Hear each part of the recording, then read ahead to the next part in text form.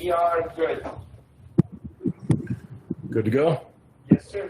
All right, welcome everybody to the first Educational Support Committee meeting for this 2021-22 school year. Larry Scott, member at large, co-chair of the Education Support Committee. Just want to give some background information before I turn it over to our presenters. The Board of Education passed a resolution on gun violence in August. And it really recognized that gun violence is a political, governmental, economic, and community-based problem that goes far beyond the walls of our schools and impacts so many of our students and families. It seems like every week we're hearing about school being locked down because of an active shooter in the neighborhood. Last year we had students experience or witness a shooting at JFK Park. It's certainly a prevalent problem that's escalated this past summer. Seems to be decreasing with time, but something that deserves a lot of attention. And one of the reasons this resolution was drafted, that I drafted this resolution, was inspired by a email from MVP, the parent group, and in honor and influence of the late Neil Dobbins. And I want to just announce to the public that there's a march that's being held in honor of Neil Dobbins and to raise awareness of addressing gun violence, specifically the T. Hart Amendment, which hinders tracking and pursuing illegal gun trafficking. The march is being held September 25th at 1:45 p.m. This coming Saturday, starting at the corner of East Ferry and Fillmore, and then ending at MLK Park. There will be remarks made from 3 o'clock to 3:30 at MLK Park. I also want to recognize North District Board Member Hope J., who was instrumental in starting the relationship with our presenters tonight from the Erie County District Attorney's Office, and began panels on gun violence in our schools.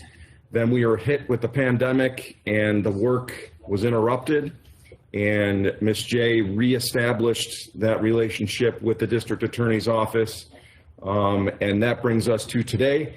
Also want to thank Dr. Tanja Williams, who is spearheading this work with the district and coordinating with our partners, with the District Attorney's Office and beyond. I don't see Dr. Cash on yet. If he is, stop me. I was going to have him give some opening remarks, but when he logs on, we'll give him that opportunity. So right now I'm going to turn it over to District Attorney John Flynn and Chief of the District Attorney's Office, Danielle D. Abadi. Mr. Flynn, welcome. Well, thank you, Mr. Scott. I appreciate it. And I want to thank you and the school board members for all that you do for, not only the children of the city of Buffalo, but for all the residents of the city of Buffalo. As you correctly stated, gun violence is a major problem in our city. Quite frankly, as my job as the Erie County District Attorney, if you had to ask me what was my number one problem that I am facing each and every day, I would say gun violence immediately and without hesitation. There is no close second.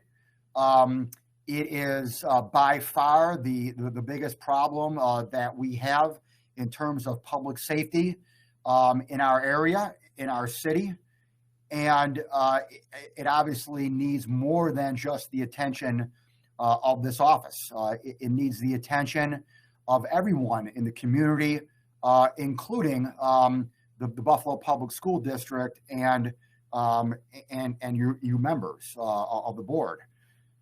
Because what we are seeing is extremely troubling. We are seeing not only defendants, the actual perpetrators of gun violence getting younger and younger.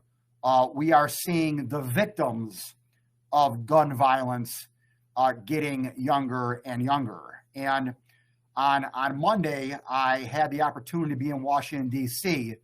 At the Department of Justice. And I attended a meeting with the Attorney General of the United States and the Deputy Attorney General of the United States, along with some of my colleagues from the National DAs Association and some attorney generals from across the country, state attorney generals across the country. And there were about 10, 15 of us in a room with the Attorney General. And we all talked about the rise in gun violence and the rise in the number of juveniles who, again, are not only victims of gun violence, but defendants and perpetrators of gun violence. And this is not just happening in Buffalo. This is happening across the country. This is happening in every big city, every state in our area. And this is something that needs to be addressed. You are correct, Mr. Scott, in the sense that the numbers have been going down a little bit over the course of the past 2 months. That is good, but you have to put that in a perspective of the number of homicides in the city of Buffalo and the number of non-fatal shootings in the city of Buffalo went up 100% in 2020 over 2019. And then for the first 6 months of 2021, from January to June, they went up another almost 100% over 2020, which was, again, 100% up over 2019. So in the first 6 months of 2021, we had seen an almost 200% increase in the number of homicides and the number of non-fatal shootings in the city of Buffalo. Now, again, the good news is that normally the biggest months of gun violence in the city of Buffalo and nationwide, quite frankly, are in the summer months, in June, July, and August.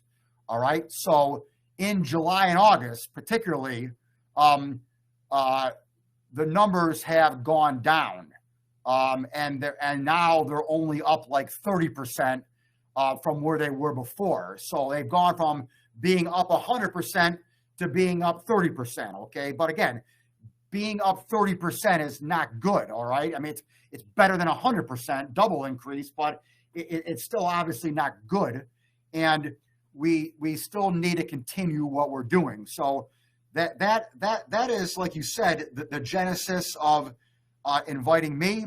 I know that Hope J obviously is very active in this, working with my office, and so is Sharon. Sharon and I had a conversation a few months ago about what we can do. And so, I want to thank all the members of the school board for your concern and your interest. And I know that, there obviously is a concern about, the narrative of a pipeline from schools to prison. And again, I truly do not want to be part of that pipeline. Okay, that's a pipeline that I don't like. I'm not sure that statement, that there is a pipeline in Buffalo is true. I don't think there is, quite frankly. All right, but I know that's a narrative that's out there. It's a narrative that's not only here in Buffalo, but nationwide. And I respect that narrative. Don't get me wrong. I don't believe it's 100% true, but I do respect the narrative, and I certainly do not want to be part of that narrative. However, you have to understand that when a 16-year-old or a 15-year-old or a 17-year-old or 18-year-old, whatever, okay, commits a shooting and takes the life of another human being, that he's going to prison. Okay. I'm telling you that right now. Okay. I mean, he's going to prison. So I have to do my job, and I have to hold people accountable for their actions. Everyone's got to understand that. But again, I don't like putting a 15-year-old or a 16-year-old or 17-year-old in prison for murder. But sometimes not sometimes, all times it has to be done. So again, I respect that, there's a concern about what I do and, what occurs. And so let me start off by just kind of giving you a general idea about what I do, okay? Just for your own edification and knowledge, okay, about what my office does and what I do. And then I'll specifically talk about juveniles and the legislation that was passed a number of years ago that affects the prosecution of juveniles. And then thirdly, I'll open up to any questions that you may have, and I'll be more than happy to engage in a conversation about your concerns. And again, any question that you have. So if you do me a favor and click on the next slide. And then hit one more. Okay, so again, so let me start off. I'll start off by saying here, about what my office does, the specialized bureaus that I have, which one of them is going to be a community prosecution bureau that handles all the juvenile cases. And then I'll talk about, the outreach here, not only with you as a Board of Education, but the community in general, to see what we can do about stemming the tide of gun violence, generally and amongst our youth. Next slide, please. All right, so what do I do? Next slide. All right, so as district attorney, some of you may not realize this, but I am the chief law enforcement officer in Erie County. Not the sheriff, not the Buffalo Police Commissioner. I am the chief law enforcement officer by statute in Erie County. So, my role as the chief law enforcement officer, it obviously is not to employ members of my staff to make arrests and to be out on the street. That obviously is for the Buffalo Police Department. My job is the second phase of the criminal justice system, which is the prosecution. And I'm responsible for the prosecution. I make a note, the just prosecution, because again, we're not just trying to rack up numbers here, okay? How many people I prosecute, how many people I put in jail, those don't concern me, all right? What concerns me is that justice is being done. So the just prosecution of every crime in Erie County is in my purview, and I am responsible for it. This number is pre-COVID. So pre-COVID, we have about 35,000 cases annually in Erie County. Now, just so you know, that number went down dramatically during COVID, okay? And it's still down today. So when I talk about the increase in gun violence, fatal and non-fatal shootings, while those have increased dramatically, the number of other overall crime in Erie County and in the city of Buffalo has gone down dramatically, okay? Obviously, we were shut down for 6 months, okay? There were no bars and restaurants open. As such, DWIs went down like to nothing, okay? I mean, there were no DWIs for months, okay? Because there were no bars open, no restaurants open. So I mean, that's just one example of why crimes have gone down, is because people were locked in, people were in their homes, nothing was open. I have a sense that domestic violence cases were on the rise, okay, for people being homebound, and but the problem with domestic violence, I'm getting off tangent a little bit here, is that there was no one to report them because they weren't going to work, or they weren't going to school, or they weren't going out, so people couldn't see their bruises. So, you know, a lot of cases may have happened in the homes that we just don't know about because, again, we were shut down for 6 months. And again, you know, obviously the COVID variant is still around. We're not out of COVID yet. As such, we're having the Zoom meeting here instead of being there in person.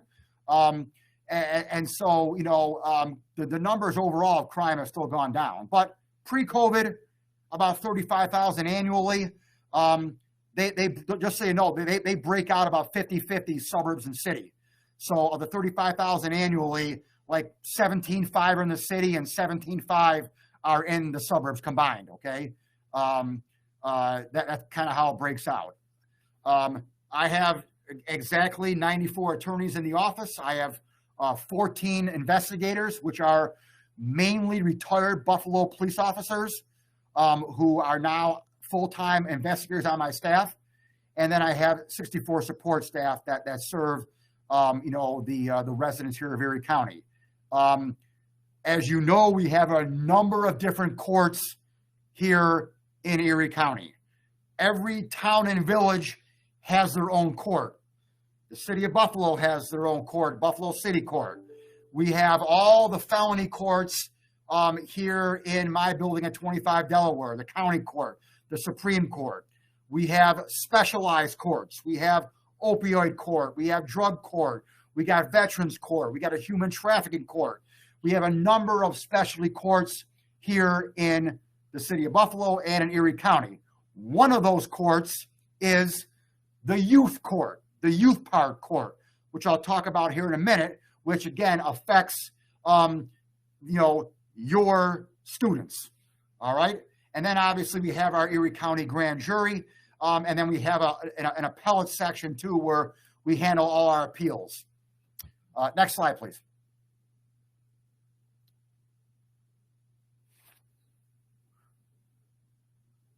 You know, duties of my office, obviously we advise and work with the police to investigate criminal matters.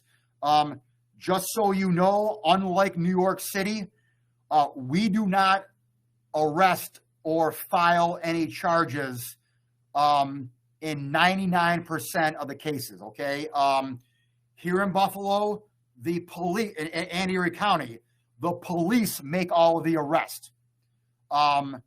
A DWI, a bar fight, a burglary, a robbery, whatever it may be, the police are going to go out, they're going to investigate, they're going to solve the crime, they're going to make the arrest and file the paperwork. We then get the case after they file the paperwork.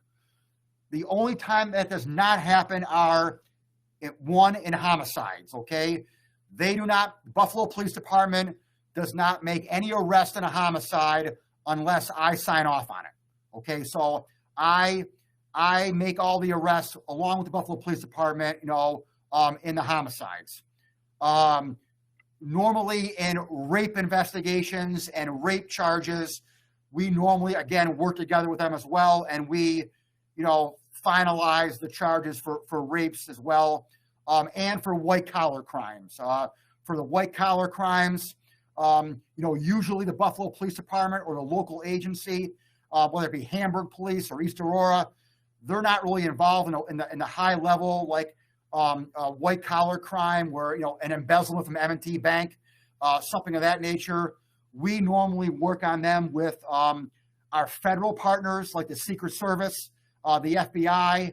But then if it's a state charge, we'll then file the charges ourselves in those type of white collar crimes. But beside those, everything else, BPD and the Buffalo Police Department, they file the charges and make the arrest. Again, just so you know, in New York City, the DA's office, they approve every charge. I don't have that manpower. They have, the Manhattan DA has 500 DAs. The Bronx DA has 500 DAs. Same with Queens, same with Brooklyn, okay? I mean, the whole city of itself, it probably has like 3,000 DAs, okay? I've got 90, all right? So I can't do that. I don't have the manpower to do that. nor do I quite frankly want to do that. All right. That's not going to happen here in Buffalo. Obviously, we conduct special investigations. We conduct the grand jury presentments, and then we do the trials and the appeals of all our cases. Next slide, please. All right, now we have a number of specialized bureaus in the office here, okay? Again, I'm going to talk about our main felony bureaus, but remember, we have, my newer attorneys who are only in the office for like 3 or 4 years. I've got 10 or 15 of them who do nothing but handle all the misdemeanors in Buffalo City Court. And then I have 10 or 15 of them who are scattered throughout the suburbs and handle all the misdemeanors in Evans, Aurora, Amherst, all the suburbs, okay? So that's like 25 of my people right there who do nothing but misdemeanors in our Buffalo City Court and all the suburbs. The rest of my attorneys work in my building right here doing all the felonies. And I have a tactical prosecution unit that handles all the non-fatal shootings, all the gun cases. I have, 5 of my senior level attorneys doing that. I have a felony trials bureau that handles nothing but the miscellaneous felonies, the burglaries, assaults, the robberies, whatever it may be. I have a group of lawyers who do nothing but that. I have lawyers that do nothing but domestic violence and sex crimes. They handle all those special investigations involving sexual assault and domestic violence. Next slide. I have a bureau that handles nothing but felony DWIs. My vehicular crimes unit handles just felony DWIs, and anytime that a motor vehicle is involved in a fatality, that bureau handles that as well. I have a narcotics unit that handles nothing but the high-level drug cases that occur here in Erie County. I have an animal cruelty unit that handles all crimes against animals. As an owner of 2 dogs and a cat, I am not a fan of people who commit violence against animals. So I take that very seriously, and I have a special unit that handles those crimes. I have a special investigations and public integrity unit that handle the large-scale financial crimes, elder abuse, and public corruption. So I have a unit that does just those types of crimes right there. Next slide, please. Again, my special victims unit is combined with my domestic violence unit, and they handle all domestic violence, child abuse, sexual assault, all those type of crimes. I have obviously a homicide unit. I have 4 of my best lawyers, my most senior lawyers, quite frankly, who do nothing but the homicides that occur, in Erie County. I established when I became DA a conviction integrity unit. And that conviction integrity unit is when someone is wrongfully convicted in the past. And if those cases are brought to my attention, I review those cases and do my best to verify whether or not someone was wrongfully convicted. I believe that we live in a society where it is much worse for an innocent person to be in jail than it is for a guilty person to go free. I believe that we should all feel that way. Some of us don't, but I do. And so don't get me wrong, I don't want guilty people going free, but I certainly don't want innocent people in jail. And so I established this unit when I became DA 4 years ago. And since then I have exonerated 3 individuals who were serving life sentences, and they were found to be wrongfully convicted and let out of jail. Next slide, please.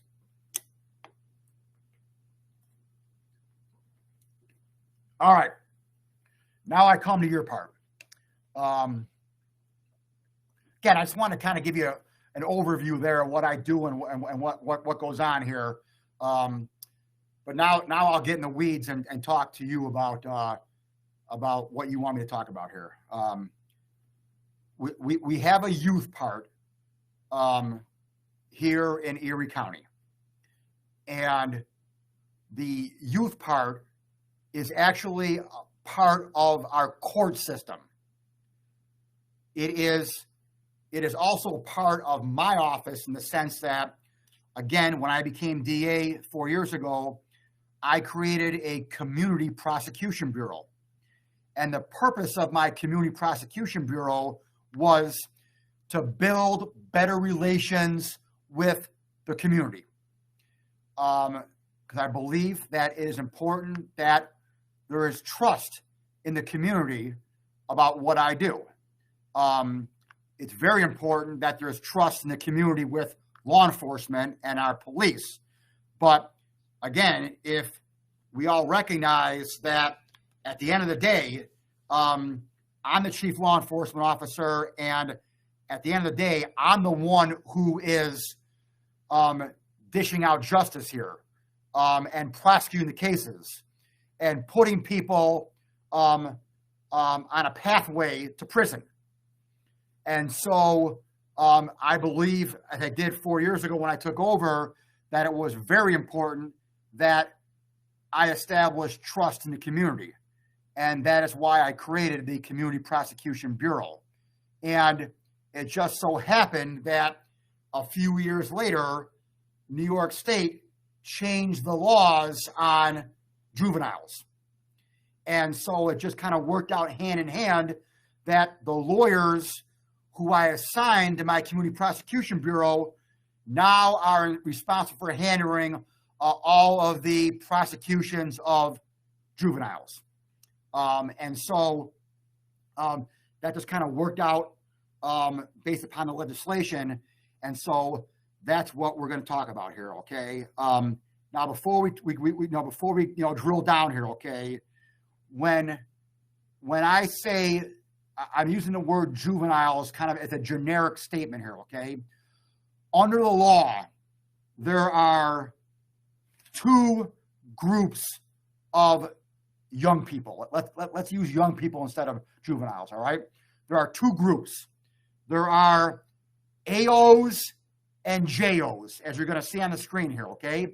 The AOs stand for adolescent offenders.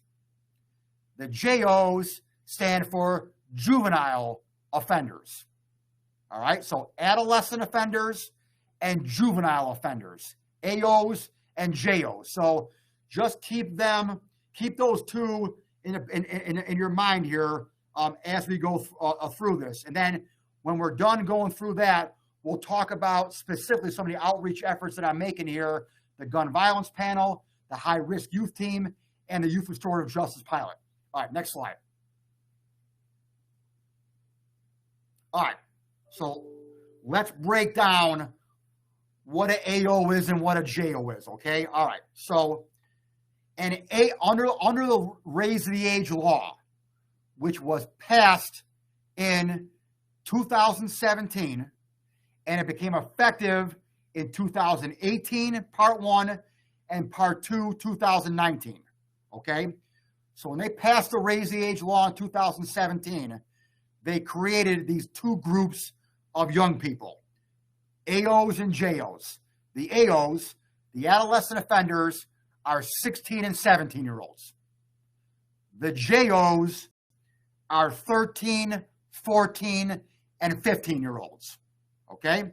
So keep that in your mind. AOs are 16, 17, JOs are 13, 14, and 15. Anyone 12 and under, I don't deal with by law, okay? Anyone 12 and under, all of those are handled in family court. The county attorney's office handle those cases. I don't handle them at all. Even for a 12-year-old who commits a murder or a rape or anything bad, okay? Murder or rape's the two worst, okay? 12-year-old, I don't handle. I only handle 13, 14, 15, 16, or 17. Okay? That's it. And again, they break them up into 16, 17, and then 13, 14, 15. Okay? Now, again, the youth court that we have established here, okay, is actually a part of our court system. The youth court only handles JOs and AOs. They don't handle any adults at all, okay? And again, adult is 18 and above. So the youth part, they have exclusive jurisdiction over 13 to 17-year-olds. Next slide. Now again, all right, so here's how it got broken down, all right? The legislature in Albany and the governor signed it in 2017. 2018, in the spring of 18, okay? It took effect, first part, on October 1st of 18, which applied for all 16-year-olds. And then 17-year-olds, they brought them in on October 1st, 2019, okay? Now again, I only handle the felonies. Any misdemeanor automatically is prosecuted in family court. And I don't go to family court. No one in my office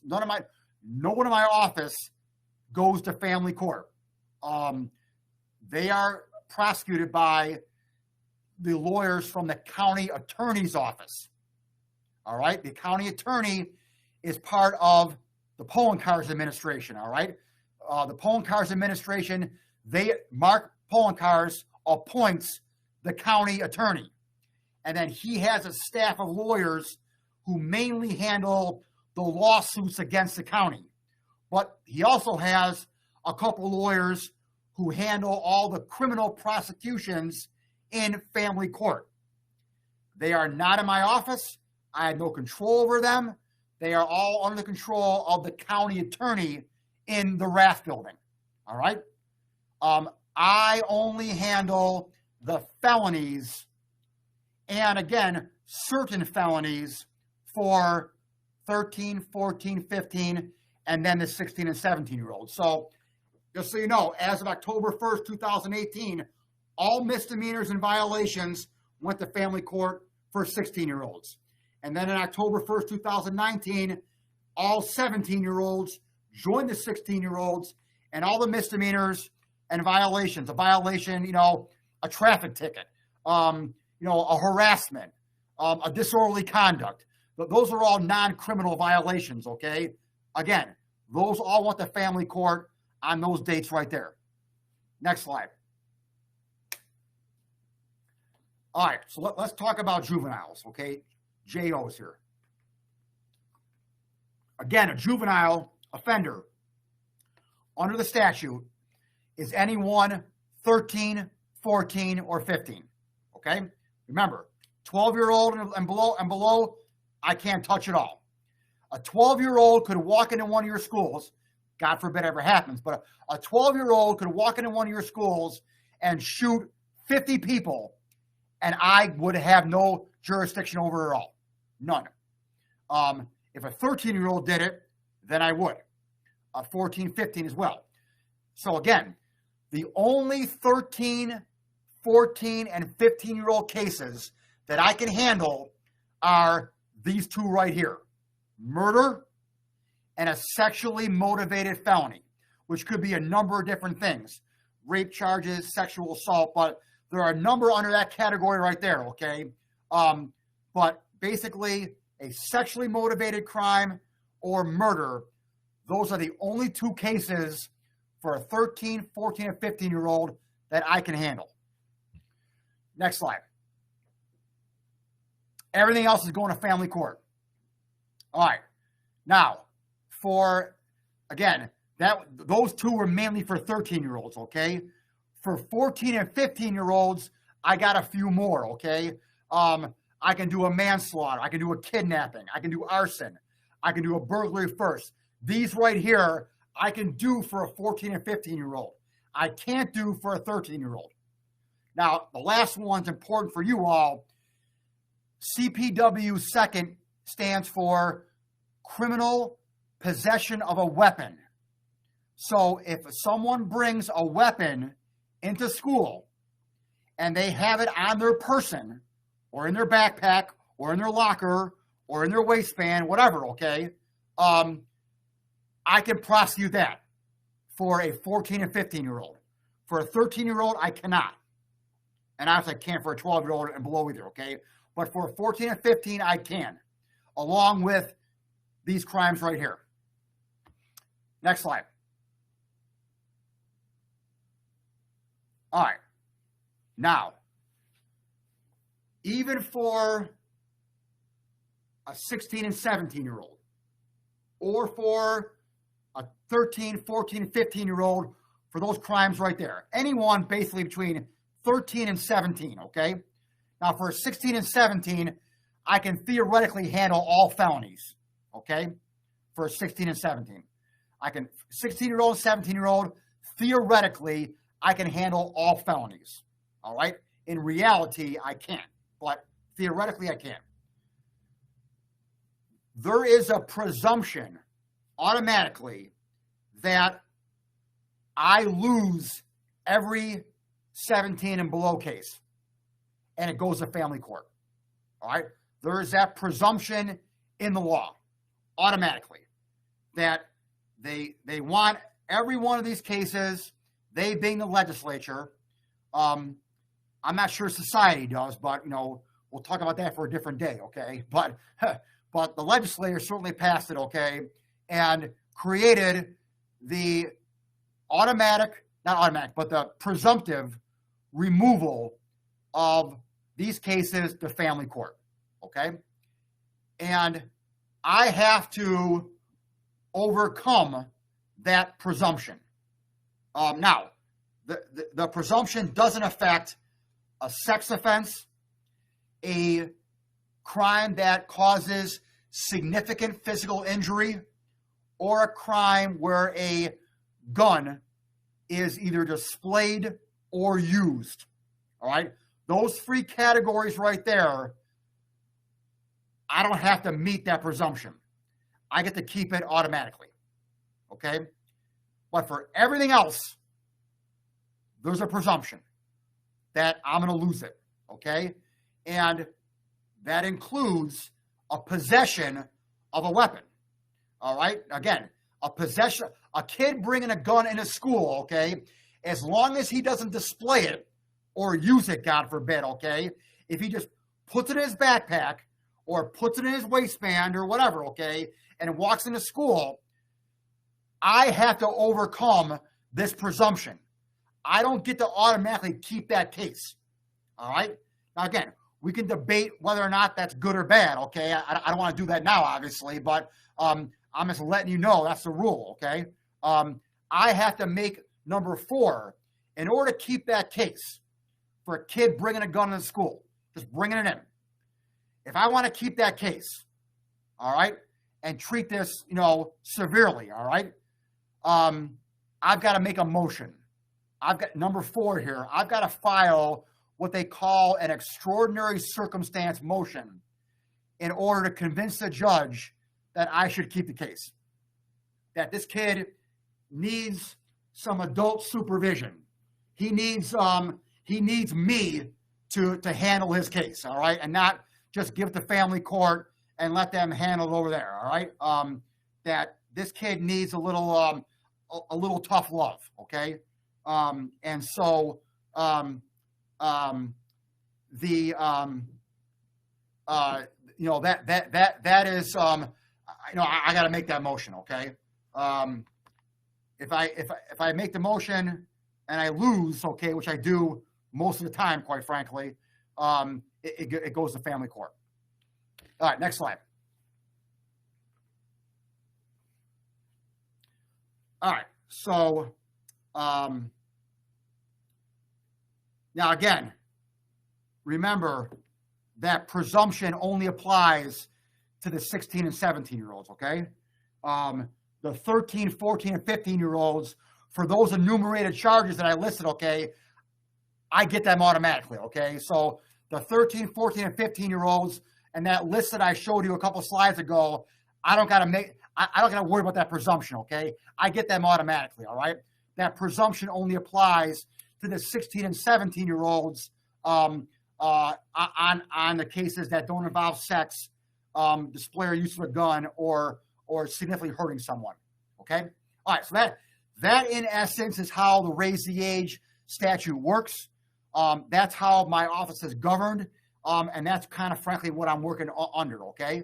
All right, now let me talk a little about my outreach efforts now. As Mr. Scott mentioned above, Hope J and my office, we started these gun violence panels before COVID hit. In the spring of 2019, we had a gun violence panel at Bennett High School that included a formerly incarcerated individual, a parent who lost a child to gun violence, and a member of the Buffalo Police Department and members of my office. And we all had a panel. We had a great turnout at Bennett High School. We talked to kids about the dangers of guns and gangs, okay?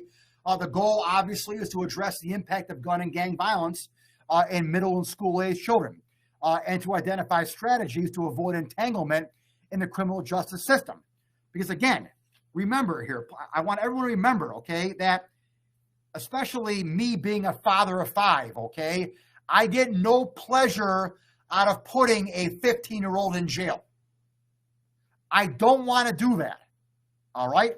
I recognize, again, as a father of 5, I'm an expert in kids, okay? Trust me, all right?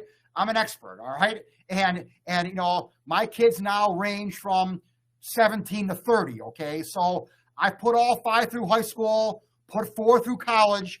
I know more about kids than any child psychologist you can bring to this Zoom meeting, believe me, all right? I've seen it all, okay? So I know a little bit about kids, okay? And I know that the mind of a child, a 15-year-old, is not the same as the mind of an adult. I know that, believe me, firsthand, okay? And so I recognize that. And I don't want to put a kid in jail, okay? So I want to do whatever I can to keep a kid out of jail. And more importantly, I want to do whatever I can to save a kid's life. All right? That's first and foremost, all right? I don't want a 15-year-old getting shot and killed. So whatever I can do to avoid that, I do. And so we established these gun violence panels here, okay, to help stem the tide of that and to be proactive. We had 4 before COVID hit. Like I said, we had one at Bennett High School in the spring of 2019. We had 2 of them at the East Ferry Detention Facility, which is the facility that houses our juveniles, okay? We had 2 of them in the summer of 19. And then, what middle school was it?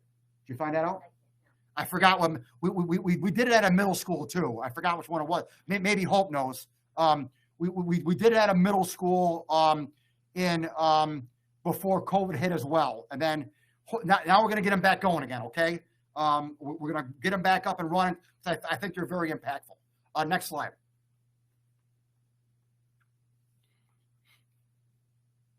Here's some pictures from that gun violence panel we had back at Bennett High School in 2019. It was well attended, and I thought it was very good. And I'd love to have more at every high school in the city of Buffalo, quite frankly. Next slide. All right, we also had, during the middle of COVID, I was part of a Buffalo Strong virtual presentation. And I want to thank the Buffalo School District.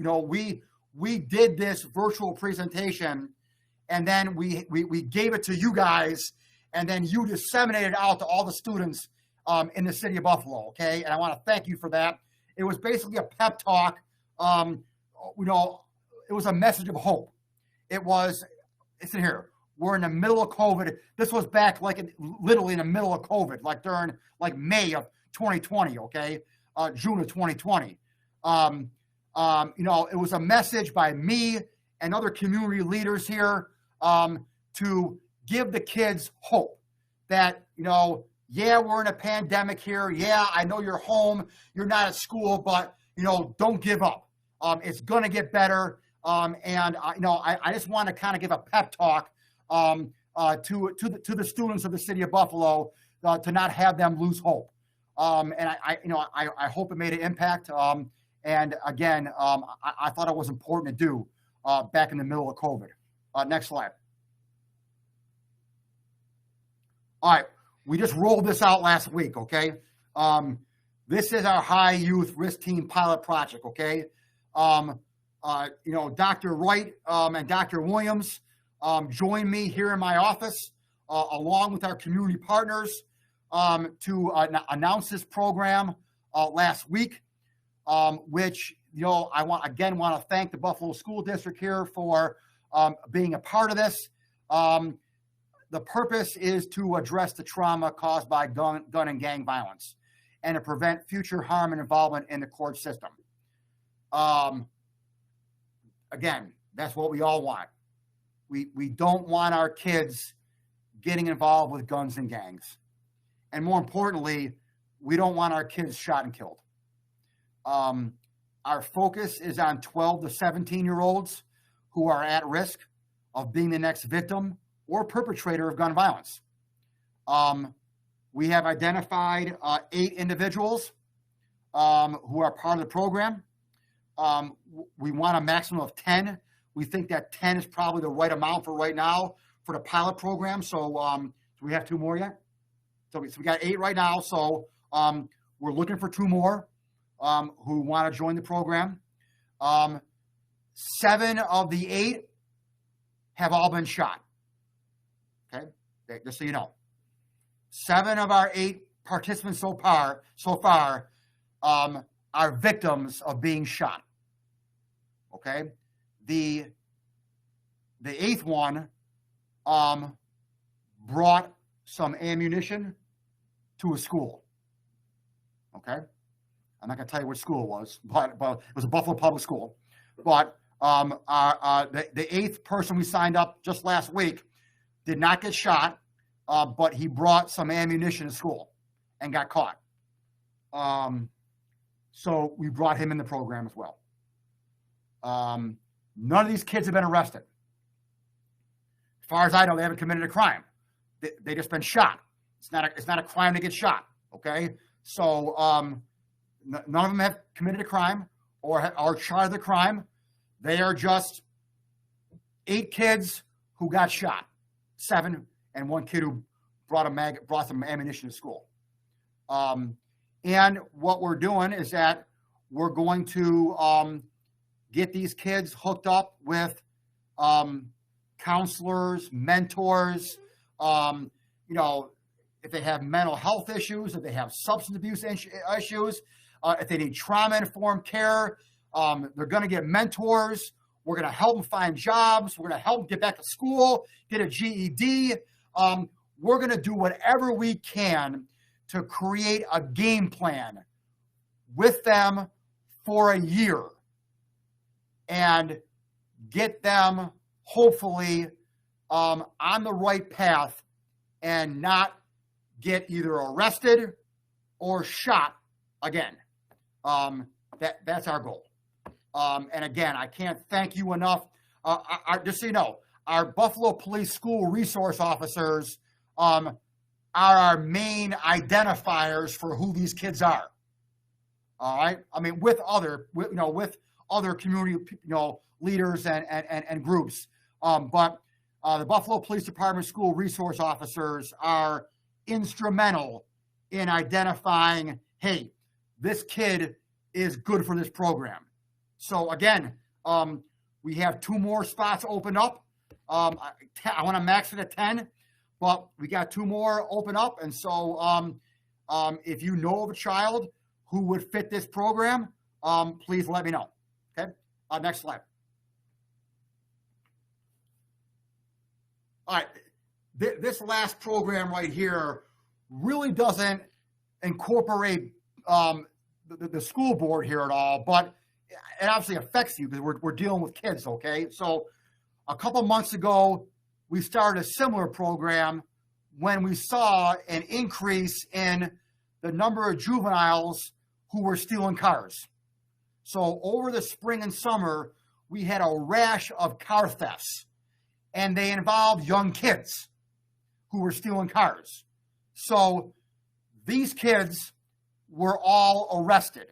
All right, so these kids were arrested. They had car theft charges pending, okay? And now what we do is we get them in this program right here. And they kind of go through, it's not a year long, it's 3 steps. It can be done in a few months, okay? The first step is that they meet with the victim, the guy who owned the car, or a proxy. And they get the victim perspective on what it meant to have their car stolen.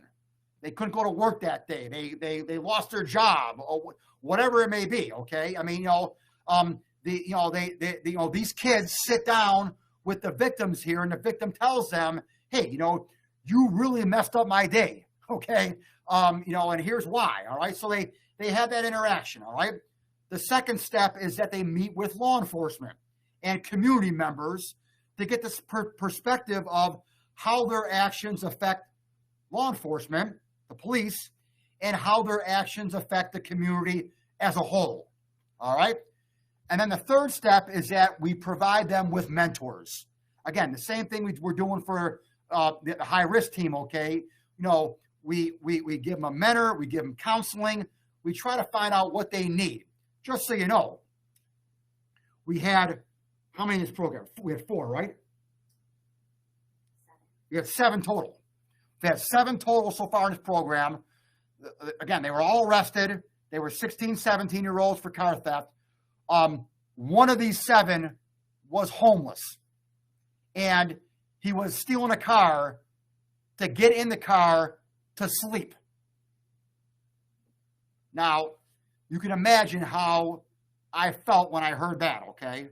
I do not want to punish that child, obviously, okay? I need to teach that child that what he did was wrong, okay, obviously, but if I'm 16 years old, quite frankly, and I'm homeless, I'm going to sleep wherever I can. I probably would have done the same thing. So I can't, my heart was broken when I heard that. And so if these kids go through this program, I will dismiss all their charges. And have I dismissed any yet? I've dismissed 3 so far. So 3 to 7 have gone through the program, and I have dismissed all their charges. So they have no record now. They have nothing. All right? It's all gone. And I'll do the same with the next 4 when they make it through the program. Is that the last slide? Any more slides? All right, that's it. So I had an hour here. I just made it. Good job, DA. Thank you, Mr. Flynn. Yes, we are at almost 6 o'clock, and I want to inform and remind everyone that we have another committee to focus on student achievement that is expected to begin at 6 o'clock. So I ask board members to keep your comments and questions brief so that we don't run too late into our next committee meeting. But before I get to that, Superintendent Dr. Cash is on with us. I want to give him an opportunity to just give some remarks, and then I'll let board members ask questions. Dr. Cash? Okay, thank you, Co-Chair Scott, and good evening, colleagues. Good evening, District Attorney Flynn. I appreciate you being here. I wasn't able to hear from the very beginning, but I do know what connects our work here and where we are all thoughtfully concerned about trying to do something to address kind of what we're certainly seeing at the beginning of the school year this year, and what may have been brewing for some time, for whatever reason. You probably know better. But what is converging is this issue of violent crime. And, you know, I heard you speak a little bit about the fact that during the shutdown because of COVID, crime was down for clear, aligned, related reasons. But what the board and I have sort of formed this renewed interest in addressing violent crime in our community, and then particularly as it may relate to youth and gun violence in particular, is I didn't hear you say anything respectfully, District Attorney Flynn, in your specialized unit or specialized bureaus, I believe you called them, about gang violence and gang reduction. From our experience, adjacent to the issue, not directly involved in the issue, we know that there are thousands of members, both adult and youth, associated with between 40 and 53, 55, I don't know. I know some of the gangs by name because we deal with some of their leaders. And we're concerned that we don't want that to burgeon. We don't want that to grow. We want an effective, constructive treatment of that issue, which is longstanding, the gang issue.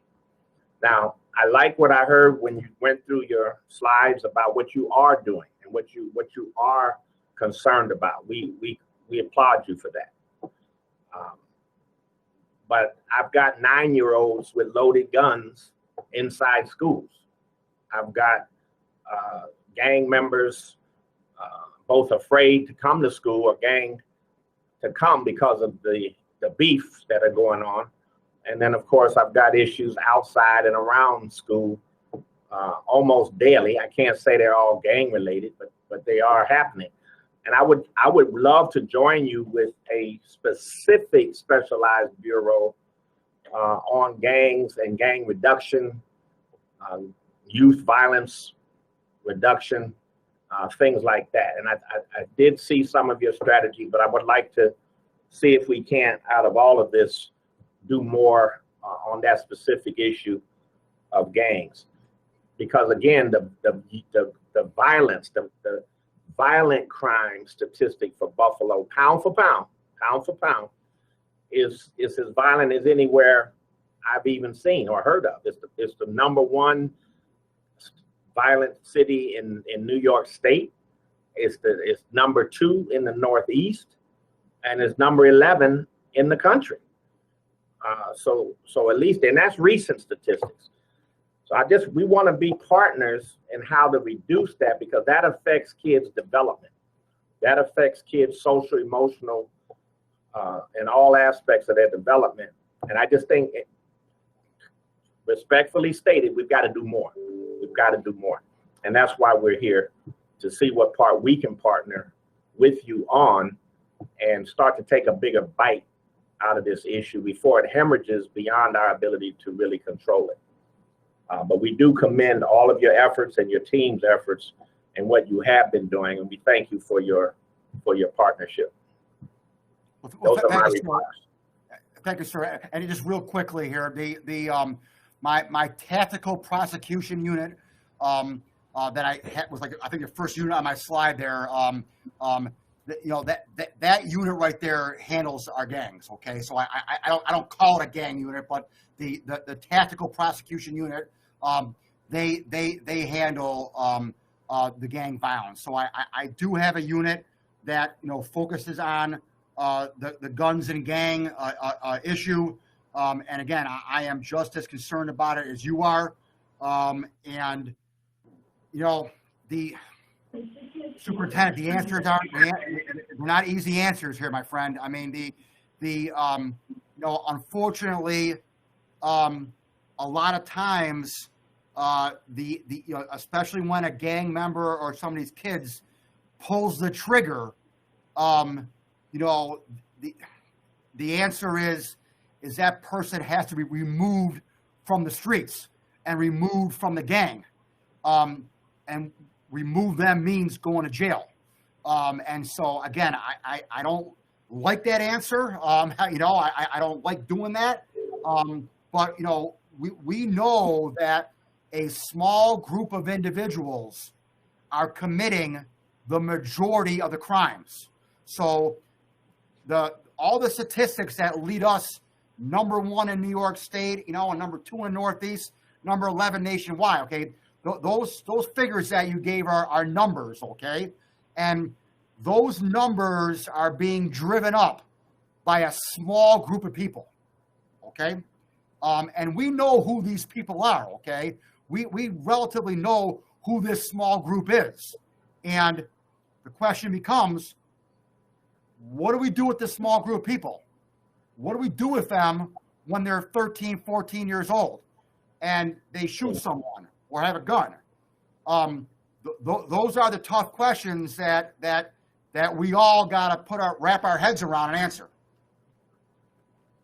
Is that what's driving those statistics, Mayor? DA Flynn, is your number 1, number 2, and number 11 because of what 13 and 14-year-olds are doing? No, but they're part of it. No, definitely not. But as I said, I think I started my remarks, you know, before you got on, is that we are seeing over the course of the past 2 years a significant increase in the lowering of the age of both perpetrators and victims. And that's what concerns me. All right, thank you. Yep. All right, Board Member Petrucci our President Petrucci has a question. Board members that are virtual, if you have a question, click the raise your hand icon so I can call on you.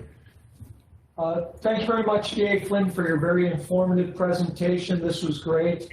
My quick question was just the relationship between the district attorney and the county attorney. Do you guys meet, discuss these cases? How does that process work when one of these crimes occurs? If we transfer it over to them, yes, we have the discussion, okay? I mean, so any case that initially starts out in my office and then is removed to family court, we obviously have a turnover of the file, okay? And we would then turn the file over to the attorney in the Rath building in the county attorney's office. And then we would have, you know, a discussion about the facts of the case. But quite frankly, Lou, after it's turned over, though, we're kind of out of the picture, you know, and we don't weigh in then. And so the discussions come about in the transfer of file process. Thank you, John. Yes, sir. Ms. Belton-Cotman. Thank you, DA Flynn. I want to go on record to say I will be forever grateful to you for, on behalf of Latifah Lewis and her family, that 13-year-old murder that you saw and you got that murderer convicted. And I'm loyal to you from moving forward forever because you took a burden off of my heart. My question is, the Youth Restorative Justice pilot, does it have an educational component attached to it?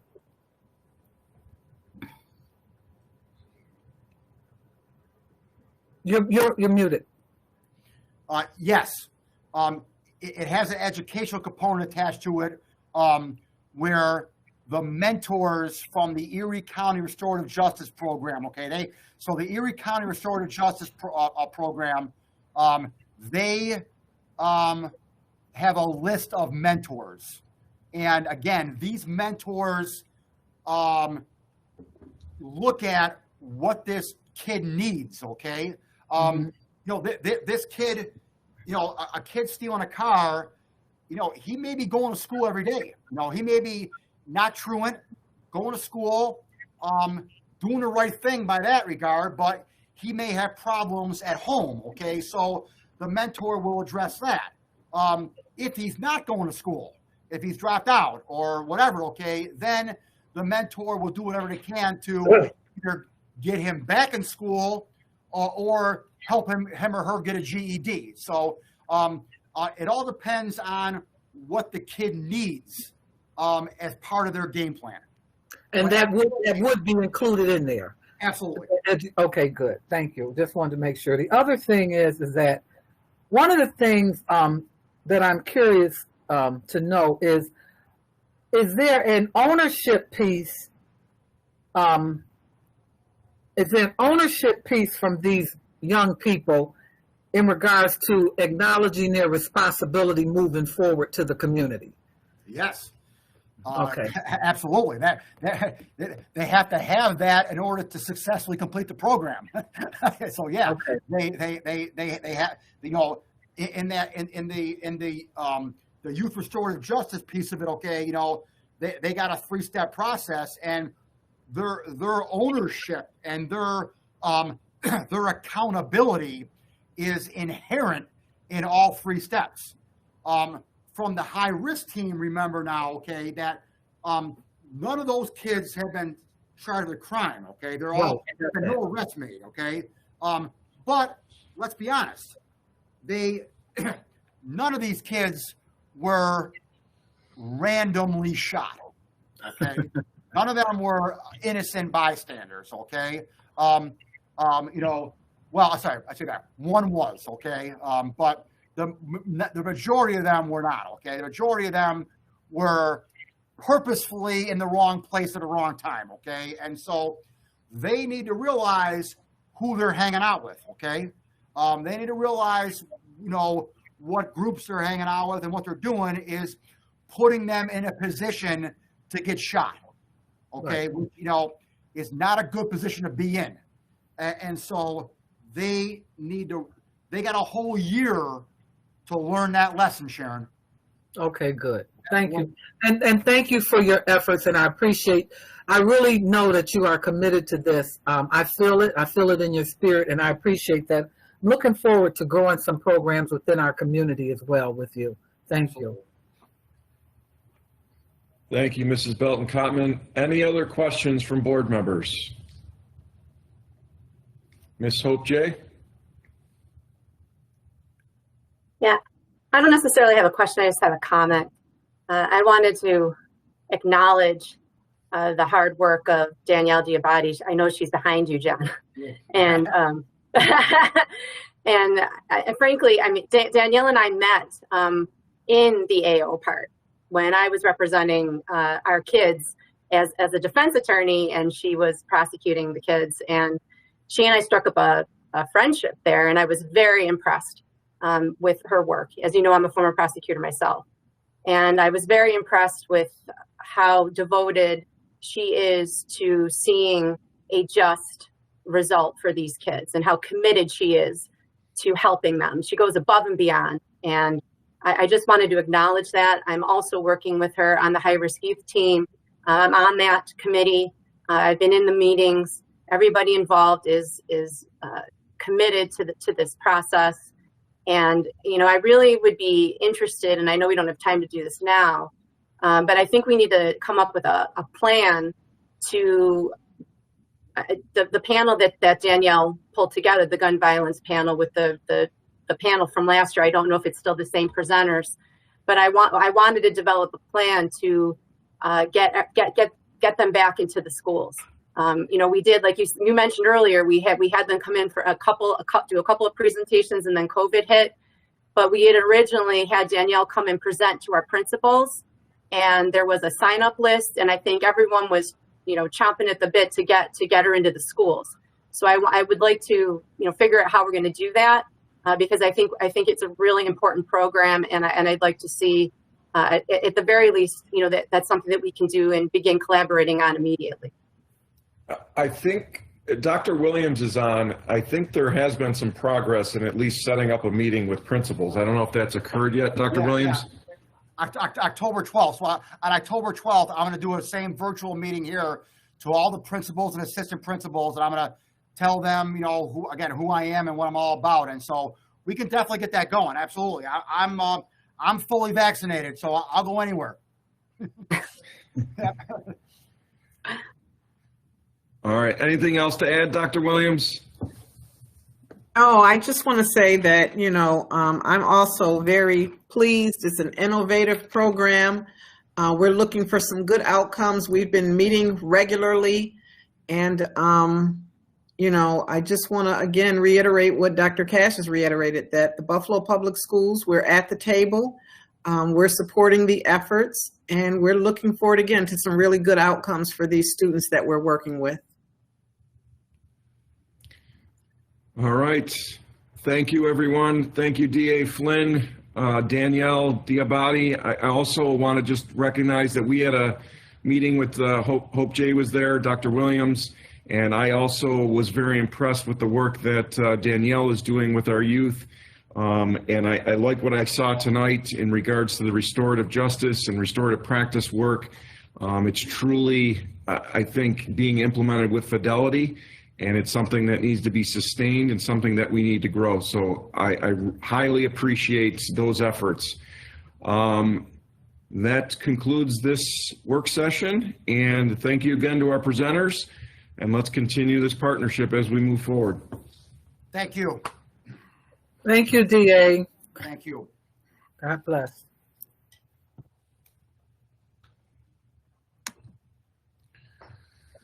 All right, Dr. Kathy Evans Brown, you're up.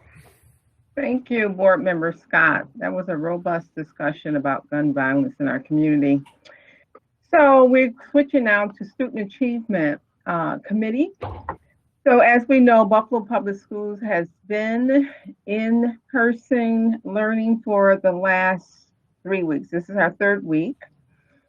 This is certainly after at least 18 months of remote learning. And Buffalo and other districts across this country has been similar in terms of remote learning and reported learning loss, of course.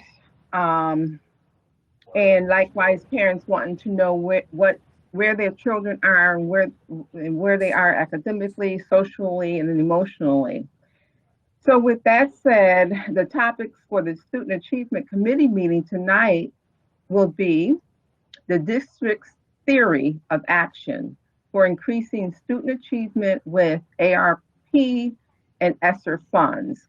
And I'm going to pass it now to Dr. Cash, who will go in deep with the conversation and presentation. Dr. Cash?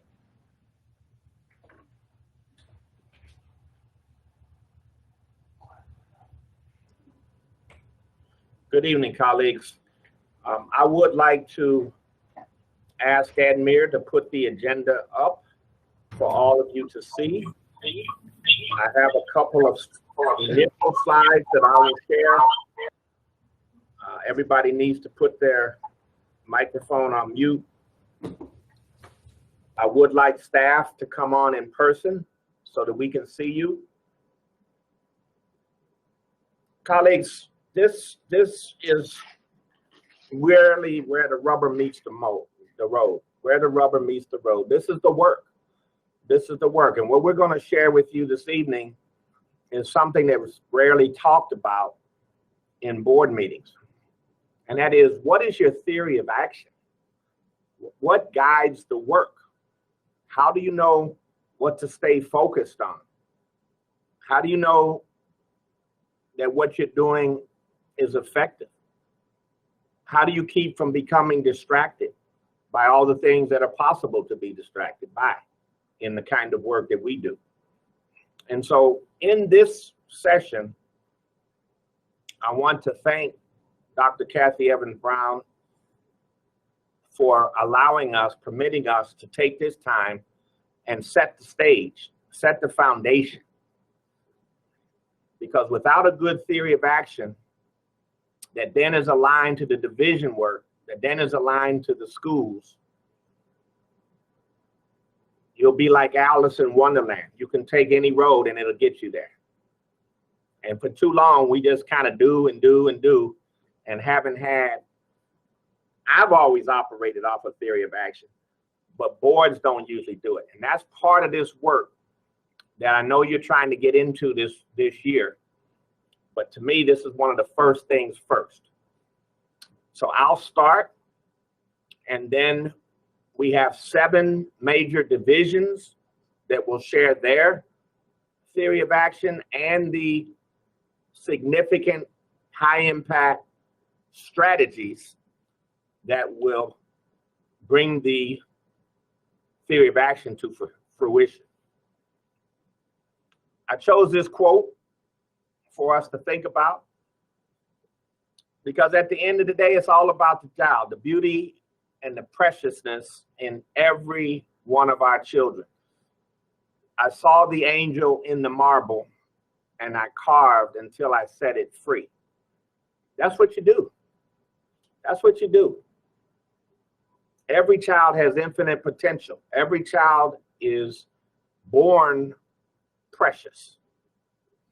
And what we have to do is carve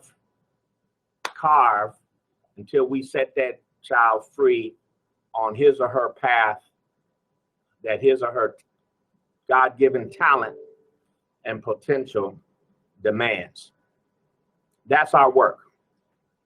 So today you'll hear about these theories of actions and you'll get a sense of the selected strategies, strategic investments that we are making as part of our ARP-ESSER application and work in order to continue to transform this district, in order to safely reopen schools, as you know, all of us are trying to do for all students right now, in order to effectively address pre and post pandemic instructional learning time loss, in order to build lasting equitable systems of teaching and learning, and of course, in order to upgrade our information technology systems and our digital resources. Those are just some of the things we're doing right now. But the theory of action sets the tone for all of what we do every day, every week, every month for the many years that we're together. And if you want to change a theory of action, that should be something that's discussed. That should be something that is shared in public so that everybody knows that you made a change or that you're going in a different direction, as sometimes we say. But you got to first have that discussion and first anchor around the work. All right. Admir, is the board able to see that full agenda there? Okay. Colleagues, after I take 2 minutes to provide the district theory of action for your consideration, and you will recognize the elements, then Ms. Botticelli and her team will present the curriculum assessment and instruction theory of action and related high impact strategies.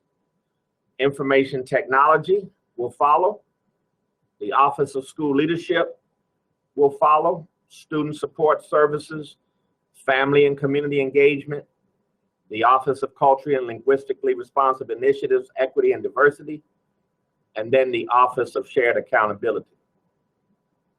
Ann's team, because of the expansiveness of the work in our teaching and learning core, will take 20 to 25 minutes to do that piece.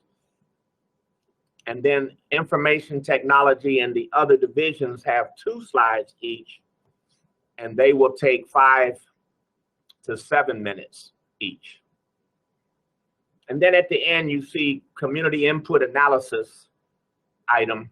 And I would like Dr. Will Carestis to just share very briefly how we have synthesized the input and the recommendations that have come in from the community, and they include board input, as all of this does, and tell you where we are with that and how we have crosswalked those recommendations, and they are embedded and integrated in the main into this theory of action and into the work of our total district and divisional programs of work. Next slide, Admir.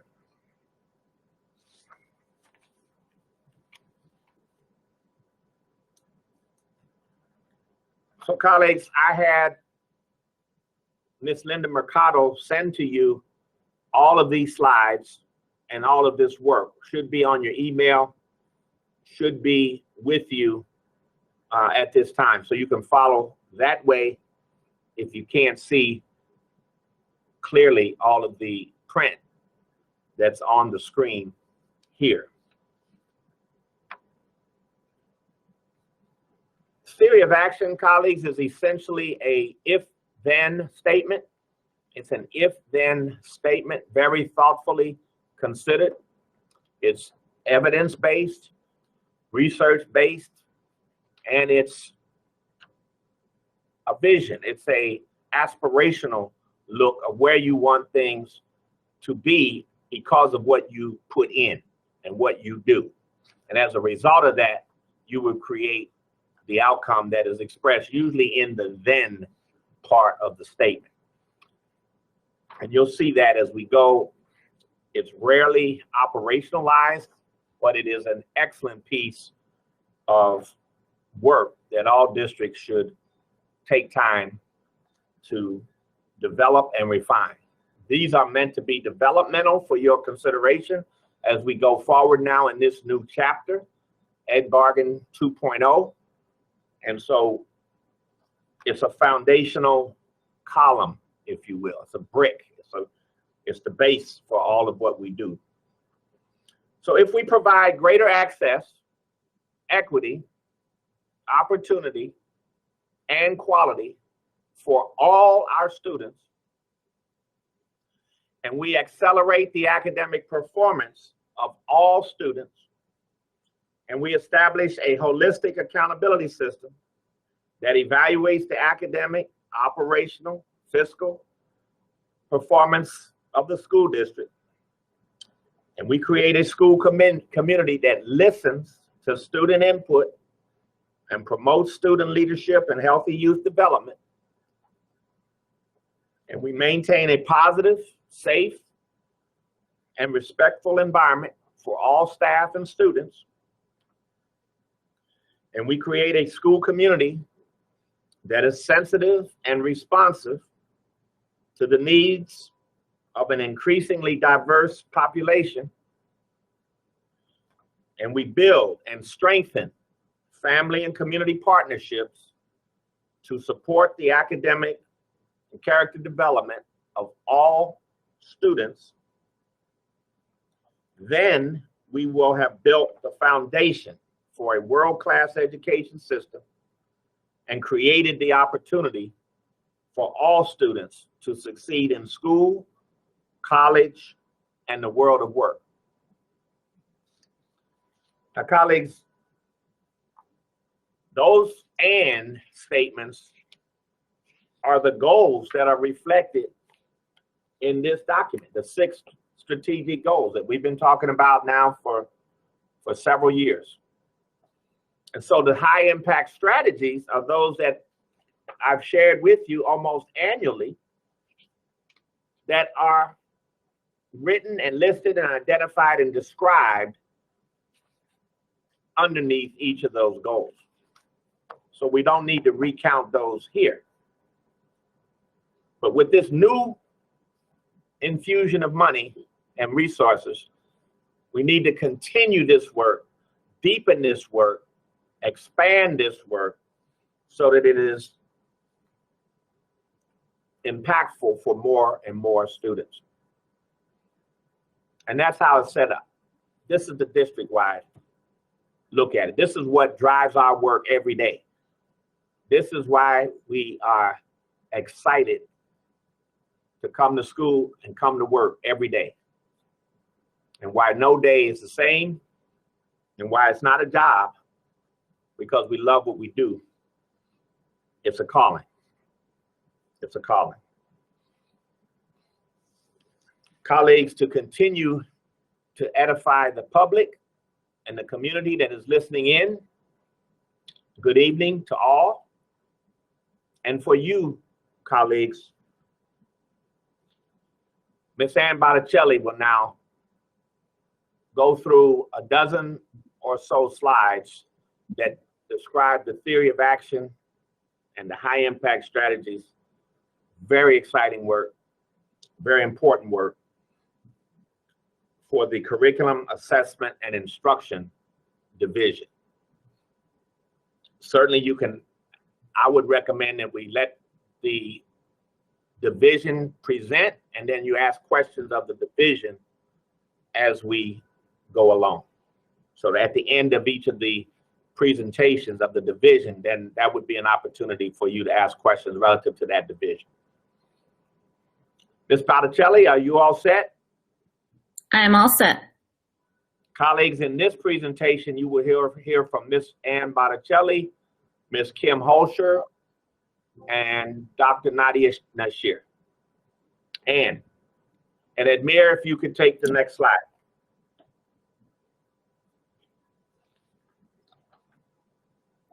So I'm going to speak to the theory of action for the Curriculum, Instruction, and Assessment Division. We believe that if we improve teacher capacity by providing teachers with deep, content-rich professional development, pedagogical understanding, scientifically based reading, research, and mathematics in our focus areas, and by providing embedded coaching support and literacy instruction and mentoring for our new staff, by providing training to implement our culturally and linguistically responsive instruction initiative, restorative practices and trauma-informed care, SEL, and the supports that we know our teachers and students need, by holding a district-wide dialogue about equitable grading practices, continuing to enhance professional development in general. Admir. Next slide. And we enhance instruction by providing a high-quality, rigorous, really whole child-focused pre-K program for our students, by providing grade-level appropriate, rigorous, standards-aligned curricula in all our subject areas, by increasing access to culturally responsive lessons, text, and other materials, by monitoring and supporting implementation of our instructional priorities, by using data that we collect from screening measures, various diagnostic measures, benchmark assessments, interim assessments, to inform and differentiate our practice, by providing necessary interventions, both social, emotional, and academic, by providing engaging tools to convey content and assess our students' progress, by using a learning management system to house our curriculum, to organize our instructional practices, to promote communication with family members and students, and by providing meaningful, appropriately challenging homework assignments. Admir. And accelerating student learning by helping to bridge the transition to college, offering dual credit courses in partnership with local institutions. And specifically, I'm going to talk a little bit about our work with ECC in Hilbert. Increasing access to and support for advanced placement courses. Increasing credit-bearing opportunities for students in grade 8. And engaging students through enriching opportunities by offering an early childhood enrichment program in our primary grades, expanding our course offerings in art and music, expanding our really innovative musical theater program into high school this year, infusing STEAM opportunities into our curricula and our various enrichment programming. Admir.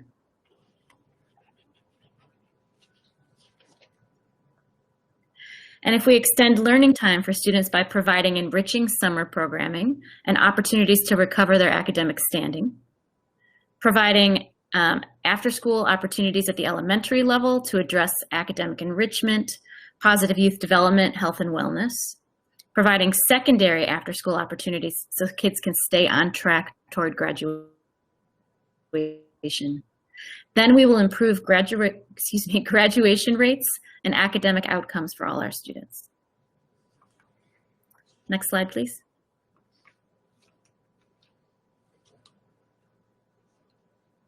I'm going to turn over to Kim.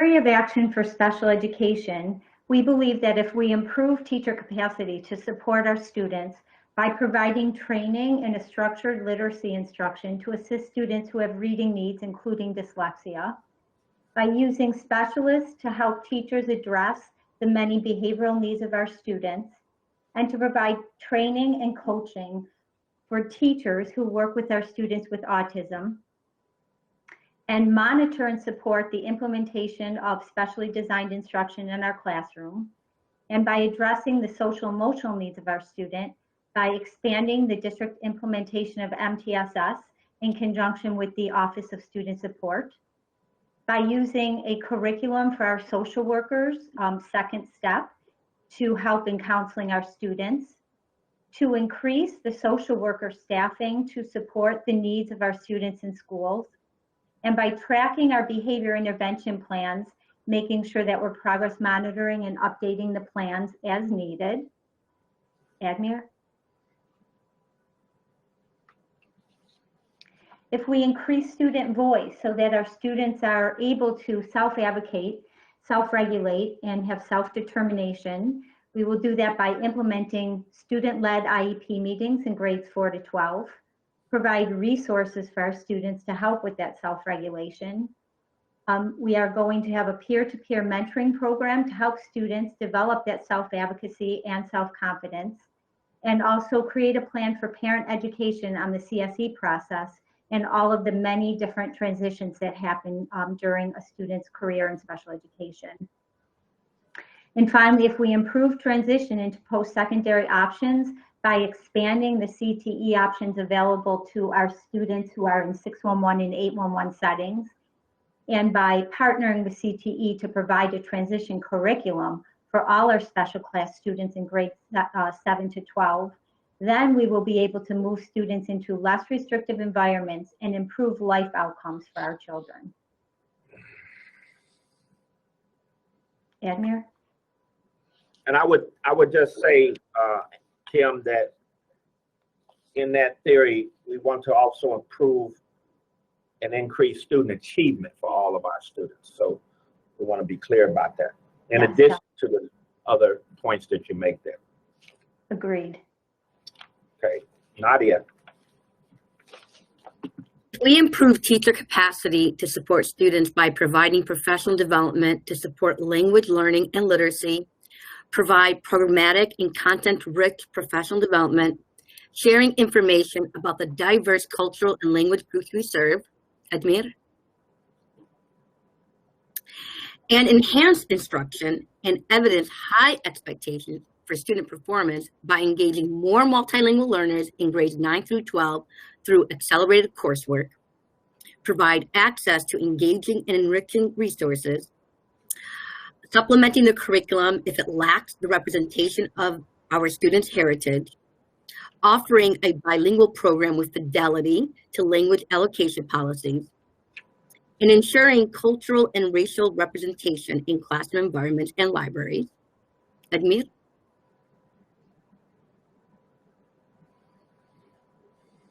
And extend learning time for students by providing a 5-week full-day summer school program with an emphasis on literacy, numeracy, and the arts for newly arrived multilingual and dual language students, offering Saturday Heritage Academies to supplement and support bilingualism, and engage multilingual families by providing tools for communication in their preferred language and mode, connecting them with community-based organizations that can provide intensive, individualized support in the language and mode of their choice.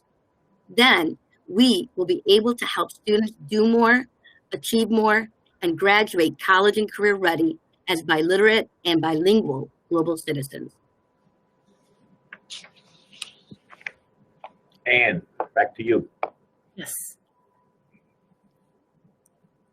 So I'm going to speak to some of our high leverage strategies that will help us achieve this vision, this theory of action. Admir, if you could go to the next slide, please.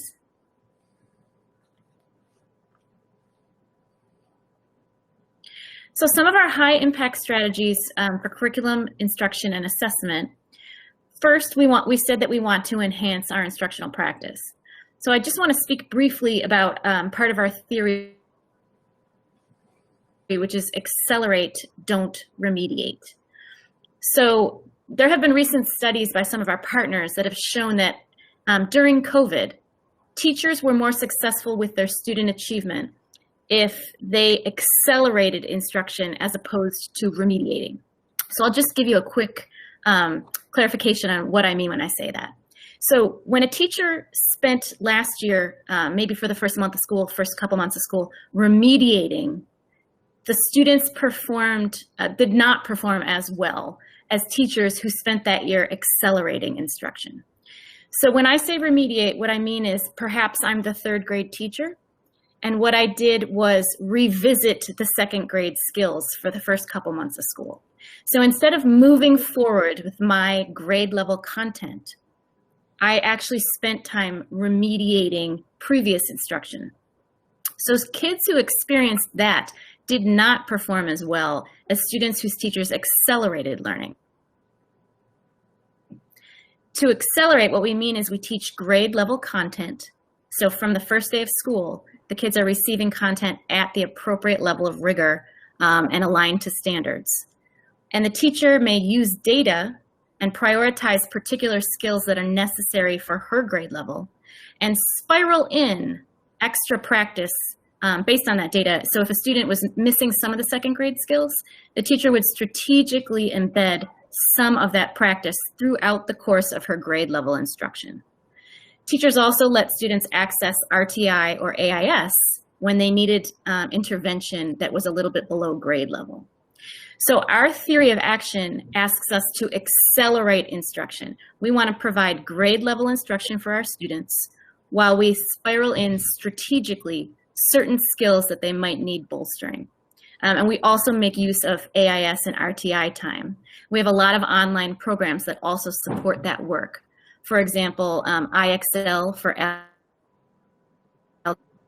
algebra, MobyMax, Video Learning to work with literacy. So there's a lot of opportunities for students to receive targeted intervention while the teacher continues to accelerate their coursework.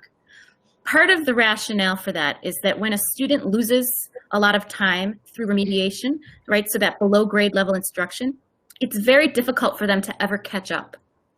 So as the year goes on, they're further and further behind, and as their academic career goes on, they're further and further behind because they've been receiving below grade level instruction. So it's really important for us through our theory of action that we continue to accelerate learning for our kids to keep them on track while we strategically intervene. Some of the things that we're doing to continue to enhance instruction, a couple years down the road, we'll be purchasing new pre-K and reading programs. We're going to provide supplemental materials for both our mathematics and our reading classrooms. We're looking at a middle school vocabulary program because we know that many students who struggle with literacy actually struggle because their vocabulary might not be strong enough. So we're looking for a program based in solid reading research behind morphology, so helping kids attack word parts, prefixes, suffixes, roots, so that they can use that knowledge of Latin and Greek to put together words and recognize them when they encounter them in text. We're also enriching our 7th and 8th grade CTE curriculum with a lot of STEM opportunities, and we're pretty excited about this. This year, we were able to use ARP money to purchase the 3D printing program to embed in the curriculum. And then over the course of the next couple of years, we'll also be adding robotics and drones into the CTE technology course. So we're very excited about that. We're also going to be offering some alternative Regents level math courses to diversify our offerings. So one will be computer programming through the TI Inspire calculators that we also purchased using ESSER money. And another course will be data science for mathematics. We're providing an online algebra intervention for students who might need some of that extra time to catch up. Obviously, we provided a lot of programming this summer, and we will continue to offer credit recovery to students who might need additional time to make up some of their lost coursework. We're also looking to purchase a new benchmark assessment, grades K to 12 in literacy and mathematics, so we can make sure that we have an accurate sense of where our students are and what their needs are in terms of academics. Admir, if you could go to the next slide, please. We also know that we need to enrich and continue to advance our instructional practice. So we're purchasing the Raising a Reader program for our pre-K classrooms. So this program is a monthly supply of books that the students take home to their families, and families receive instruction on various strategies they can use to engage their young students in a love of reading. So they're very diverse books, and it's a wonderful opportunity for families to bond over literature. We're also purchasing STEAM materials to supplement in our early childhood programs. So we're looking at robotics for the pre-K classrooms and different types of STEM materials to enhance our instruction in our K and 1, because during RTI, the kids who are on grade level or above have the opportunity to do some project-based work. And then we're also buying some materials that'll go straight into core instruction to continue enhancing. We're purchasing junior grade books, which is a method of shared inquiry and very advanced for grades 3 to 5, so that the students can continue to practice their literacy and their comprehension. We offered art camp this summer. We're going to continue to do that. And we're adding band camp this summer, so we're very excited. And you know that we had sports camps. We're going to expand our accelerated algebra offerings at grade 8. So we'll be infusing that 6, 7, 8 algebra spiral into more schools over the course of the next 3 years. We continue to expand our very successful musical theater program. So I think you know that under the direction of Michelle Augusto that we launched the after-school opportunities for kids to participate in shows like theater musical productions. And this year we're expanding it to high school. So we have a number of high schools that have signed on. We're offering new music programming over the next few years. So this year we have a pilot music technology course at iPrep and MST, and students are learning the business of music. What does it mean to record? And we're providing them with the advanced equipment that they need to be successful in these classes. And that will eventually be a three credit sequence. We're offering American popular music, and we're building a world music course. And you know that at our early childhood centers, we're beginning to provide instrumental instruction. So we purchased musical instruments to support the ECCs, but also for our 512 band and orchestra programs. And we're going to get that recording equipment that we need to make our tech classes successful. In the next couple years, we will be taking a lot of cultural field trips. So we're very excited to reinvigorate that program we had started prior to COVID. But now we're going to have set experiences for our students from grades K up through 8, and then various high school classes visiting with the Darwin Martin House. You know that we've been advancing our advanced placement program over the past few years, and we continue to grow that program. We're going to continue to provide training to teachers over the next few summers so that we can increase the pool of teachers and the pool of courses that we can offer at our schools. We're also doing a lot of additional dual enrollment this year, so we're really excited to talk about this.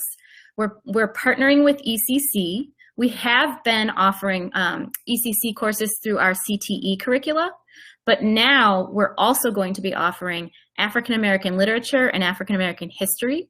We're piloting it this year and hope to expand it next year. The wonderful thing about this partnership with ECC is that these courses are offered to the students at no cost. So students who are successful in these dual credit courses will actually get 3 free college credits that will transfer to other institutions. Likewise, we're partnering with Hilbert College this year, and this is our first time doing this work with them, but they have identified 6 of our AP classes, and students who successfully pass those AP courses and enroll in Hilbert's program will also receive 3 free credits for those courses. And that, again, is free to our students. So Hilbert will be assuming the cost, not the Buffalo Public School students. We again continue our partnership and we expand our partnership with the Equal Opportunity Schools. So EOS comes to our buildings and works with our staff to sort of help a mind shift, a paradigm shift at the building level about how to enroll kids in these courses to make sure that our typically underserved students access AP. So they survey the students, they find out what potential barriers exist, they find out who the trusted adults are for each child, and they work with the school to create a program that lets kids access advanced level courses between AP, dual enrollment, but getting more and more students each year into the courses and helping the schools schedule the courses that the kids actually want to take. We continue to waive exam fees. We're covering those on behalf of any student who enrolls in an AP course. And we're providing, obviously, textbooks for our AP courses and our dual enrollment courses so students have access to those higher level texts. This year, we're also offering a college transition course. So in partnership with some of the local universities, and under Dr. Baudo's leadership, we crafted a college transition course that's a one-semester course that's offered to seniors, and it bridges that gap for them from leaving high school to entering college. And then if they go to one of the schools that is offering, that partnered with us, they also get the second part of that course. We also know how important professional development is. We need to keep ongoing training to support the work of our teachers. So we're doing a lot with mathematics this year. Similar to our letters initiative, we now have a numbers initiative. So our K-6 teachers are going to get training in the content and rich pedagogy of mathematics. And you heard last week that we actually received, we're part of the Gates grant. So our 6th grade teachers at identified schools will be getting additional professional development in mathematics. We continue to offer literacy training, which mainly right now is letters. But we're expanding that and moving it up to 4th grade and making sure that we get all of the E&L teachers into that class. We're going to do a lot of work with equitable grading practices this year. So in partnership with Ebony's team, we're developing a course based around a book study about what it looks like if you grade with equity. So we want to, this first year, work with school leadership teams, and then the following year, roll it out to the staff across the district. So it's really important to us that we have those opportunities to discuss what it looks like if you're really grading with the student in mind and making sure that they learn to mastery. We're going to be doing a lot of special education training this year, so I'll leave that to Kim Holscher to talk about.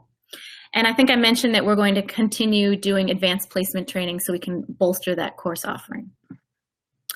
Admir, if you can go to the next slide, please.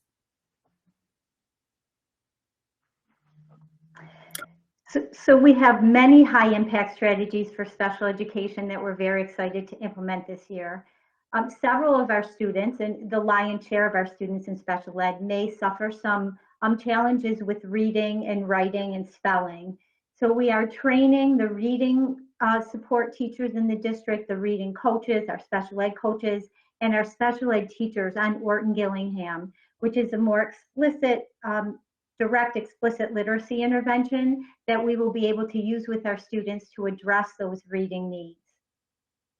We have several initiatives to support our classrooms for students with autism. That is by far our fastest growing population of students, and we know we need to address their unique needs.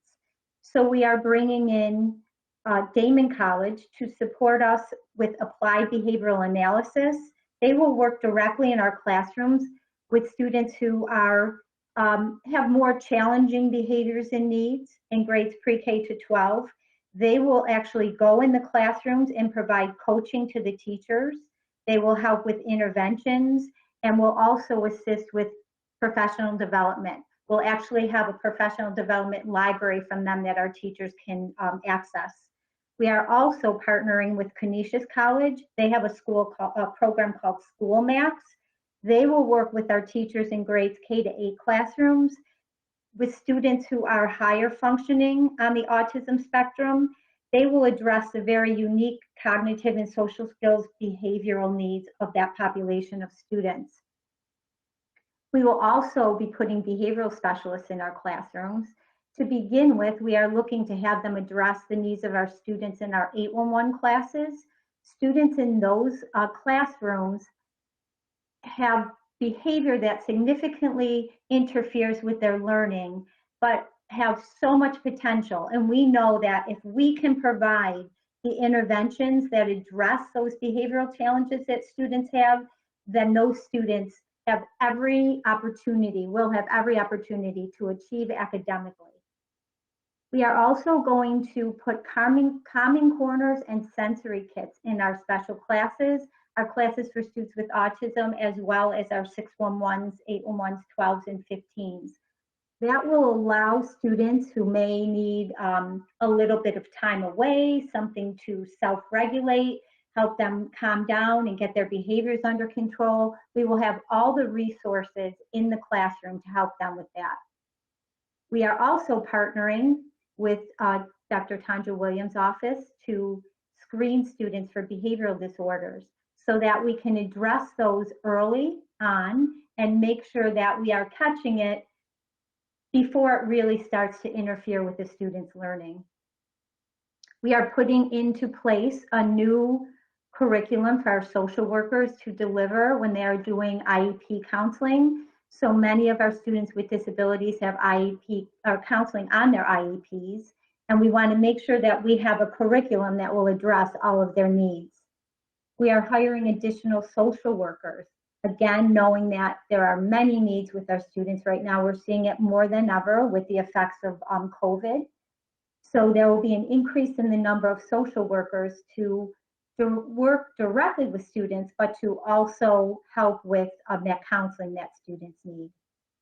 One of our most exciting initiatives is our Eye-to-Eye mentoring initiative, which is working with our students in our 15-to-1 classes, our students specifically with learning disabilities, to really help them see their learning disability as a strength and to begin to learn how to advocate for themselves. In this program, it's a peer mentoring program where they work on projects together. Our students in high school, right now it's students in McKinley, working with our middle school students at 79 to kind of show them the ropes and teach them how to self-advocate and to really capitalize on their strengths. Our Student Voice Initiative has two prongs to it right now. The first is having high school choice meetings with our special class students so that they are aware of all the differentiated CTE options available to them in high school, so that when they are filling out the applications, they actually know what programs they can choose. We've had in the past students not really be aware of the opportunities available to them, so we want to make sure that we're doing everything we can to increase that awareness. We are also increasing the number of differentiated programs that we have. Differentiated CTE is very popular with our students, but we have not had those opportunities for our 611 students and our 811 students. So we are working over the course of the next few years to increase those opportunities so all of our special class students are able to access a program.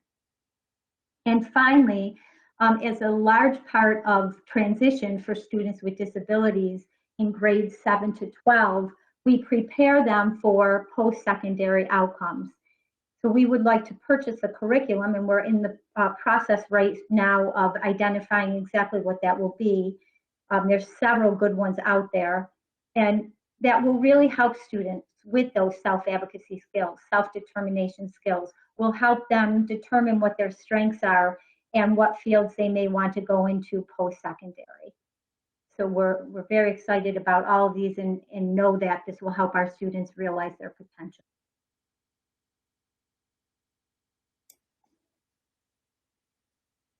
Admir? Oh, I'm sorry. You know what? I did forget. I apologize. Just one quick thing. I'm sorry to interrupt your presentation, Nadia. The second prong of the Student Voice Initiative is CSE, which is very exciting. Our student-led IEP meetings. We want our students to become more and more involved in their CSE meetings and really have more say of what goes on in those meetings. So we're starting that in grades 4 to 12 in 20 schools this year, where students will fill out surveys ahead of time on their strengths, their areas of need, what works best with them, And we will incorporate that information into their CSE meeting by the students actually presenting themselves, perhaps doing a PowerPoint or just verbally presenting. For some of our students who would rather not do that, we certainly will have a staff member who will make sure that their voice is heard in the meeting. But we are looking to increase the opportunities and the amount of participation that our students have in our CSE meetings. Okay, now it's really you, Nadia. Yeah, that's okay, Kim. That's wonderful. We are really excited about the upcoming, well, the school year. I think the ESSER fund will allow us to expand on things that are working, and in some instances do something completely different that we might have not been able to based on, you know, our normal budget. So we are able to provide our students a supplemental online program. As many of you are aware, multilingual learners need time. So this online program can be accessed from home. They could go on it during their ENL standalone time. It's adaptive, which means that the software will realize what the child is struggling with and provide them more practice. It's self-paced, and it provides teachers real-time data that will then help them provide more targeted instructional support for each student. We're offering the same program for our dual language students, again, for them to practice Spanish, increase their language acquisition and development in Spanish. I'm not quite sure how many of you are aware, but we started, I want to say last Superintendent Conference Day, and now we're able to enhance it. We've been providing a series of our, it's called Cultural Considerations. So we've been focusing on specific cultures and being able to provide teachers with background knowledge about their students. As you all know, the better you know your students, the better you'll be able to teach them and reach them. We're really excited about our opportunity to double our academic coaches. Currently, we have a contract with Journey's End and the state where we have academic coaches that look and sound like our students. They're able to go into the buildings. They work side by side with students. Teachers love it, principals love it, families love it. So we're going to be able to double the size of our academic coaching team. Allegro Latino, Latino achievement has been something on our wish list for a very long time. We all know that our Hispanic students have the lowest graduation rate, the highest dropout rate. We will be able to contract with a community-based organization to provide parents with culturally and linguistically support to help them navigate the school system, also to empower one another. We've already seen some success. We started this program a year ago, 2 years ago, before the pandemic. And this will allow us to really implement our full vision of what will happen when the community-based organization works with a school, partner, shoulder by shoulder, and help a cohort of students realize what they need to graduate on time and to go on to college. And for those that are off track, what we can do to keep them on track and keep on going. And then lastly, we're really excited to work with Dr. Botto and Ms. Ann Botticelli. I will now be part of the EOS meetings. We will focus on L enrollment in advanced placement courses.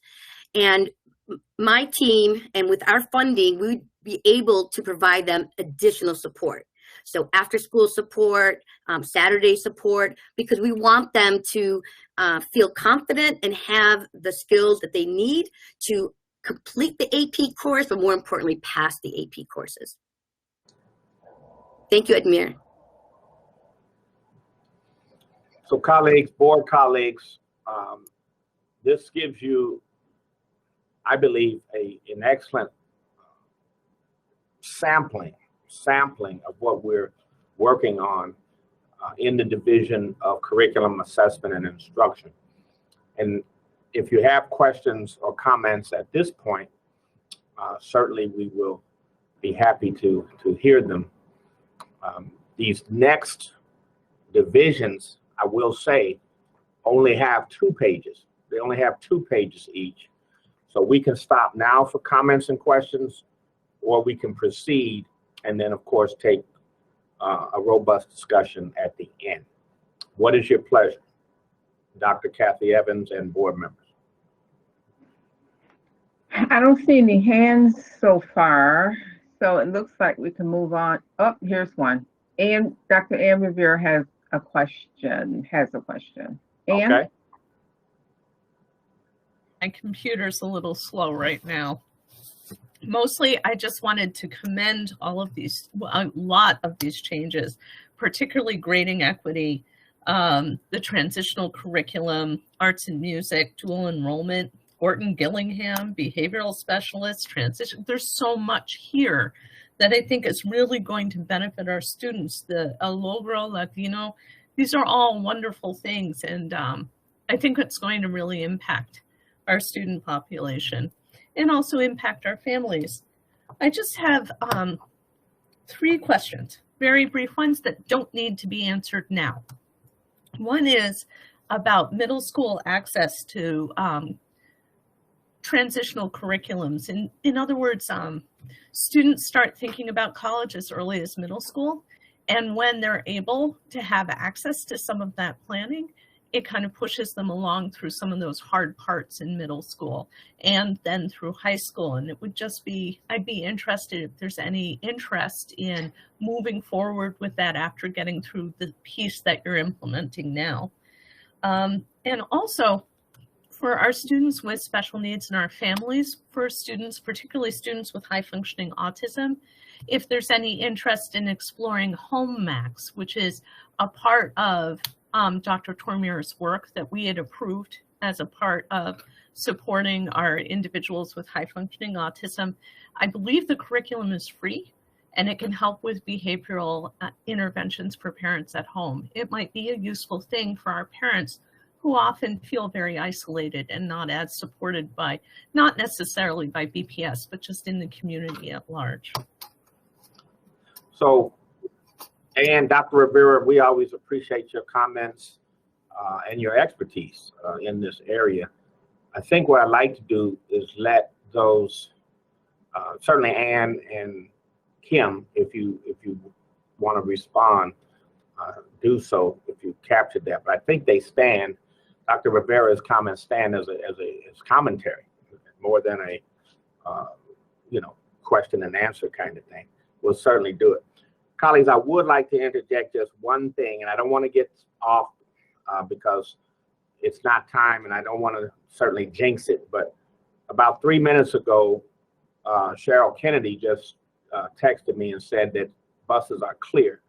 Now, what I can tell you is that is an hour difference from what it was a week and a half ago, 1 hour. It's still not where we want it to be, but it is hopefully a directional indicator that we can continue to improve on.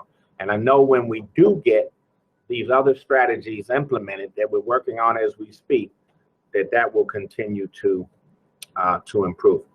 So Ann and Kim, do you have any comments for Dr. Rivera? I just want to say thank you for sharing that, Dr. Rivera, and I will be sure to talk to Dr. Tomier to discuss that home max, because we certainly are excited to explore anything that would help parents at home. So I will definitely be calling him within the next day or two to explore that. Thank you. Thank you. Dr. Kathy Evans-Brown, back to you. Yes, thank you. There's another question from board member Sharon Belton comment on this particular theory. Sharon? So, my question, Dr. Cash, is just asking a question of you. I would like to know, and I've asked Dr. Caresses to follow up with this, when will school bus number 242 start picking children up? it has not picked up one child in the evenings. And I am asking that question because I have a parent today who threatened to pull her child out of Buffalo Public Schools. And I don't want to lose any children, and I certainly don't want to lose any parents that want to work with our school district and who are our advocators. Sure. And so that's my question. I asked him to get me that answer. He said that things are getting better at the school. That's my question is, this bus has not picked up dismissal since school started. When will it start? So I'm going on record formally to ask that. Thank you. So Nate, take a note, number 242. We'll get back to you. All right. That's 50 kids that are every day. Parents are coming to get them. Okay. Got it. Kathy, Dr. Kathy Evans Brown, back to you. Okay, I don't see any other comments or questions or President hands raised. Petrucci. Oh, President Petrucci has a question. okay, sorry, President Petrucci, go ahead. Thank you, Dr. Kathy Evans Brown. I was just wondering if you could offer some examples of the languages that will be, or the cultures that will be studied at our Saturday Heritage Academies. Yeah, that's a great question. Thank you for that, Lou. Dr. Nasheer, I believe that's under you. Absolutely, that is a great question. We, for the first time, will be able to offer indigenous language, for example, Seneca. We'll be able to offer Arabic, Bengali, Swahili, Burmese, Karenni, actually Burmese, Karenni, and I forget one more. But this will allow our children to keep their home language and value bilingualism. It is a very popular initiative. We started it pre-pandemic, but with the ESSER funds, we're going to be able to expand it, and it is very popular among our families. You've made me a very happy board member. Thank you very much. I always try to do that. All right, colleagues. Oh, I'm sorry. No, I was saying the ESSER dollars are working. Paulette Woods has a question. Paulette? Yes, I just want to know what dollars have been devoted to expanding the culturally relevant training area, and what community agencies are any of you partnering with to use these monies to bring more community involvement? What any agency, have you talked to agencies? What expansion into the community has resulted from this American Rescue Act funds? Thank you. Thank you. So certainly we have Dr. Fatima Morel that will give you again an insight and a good sample of the first question. On the second question, I have at the end of the agenda, if you will recall, Dr. Will Carestas has put together a formidable list, but a very helpful list, along with Jamie Cohen, to share the input that we have taken into consideration in all of this work. So we'll respond that way at the end of this particular agenda, because he has that answer for you. All right. Anything else, board members, before I move on to information technology, theory of action? You know what? I do have a question. Go ahead. Unless I missed it, I didn't hear anything about our suspended students, what we're providing for them, our students who are on home study, or the ones that are in our Art Ed program under this. Yeah. Keep in mind that while we work interdisciplinary, we still have Dr. Williams ready to talk in a few moments. Oh, okay. So we'll address that under her report. Okay. Thank you. All right. And did you say Fatima Morel was going to speak to the other question? Yes. All right, colleagues, let's move on. You still have some good substance up ahead, and I want the board to be as excited as they were about the curriculum and instruction report. And let's let them hear it. So Myra, in your own inimitable way, please handle your 2 substantive slides at this time. Certainly. Good evening, board members, Dr. Cash and colleagues.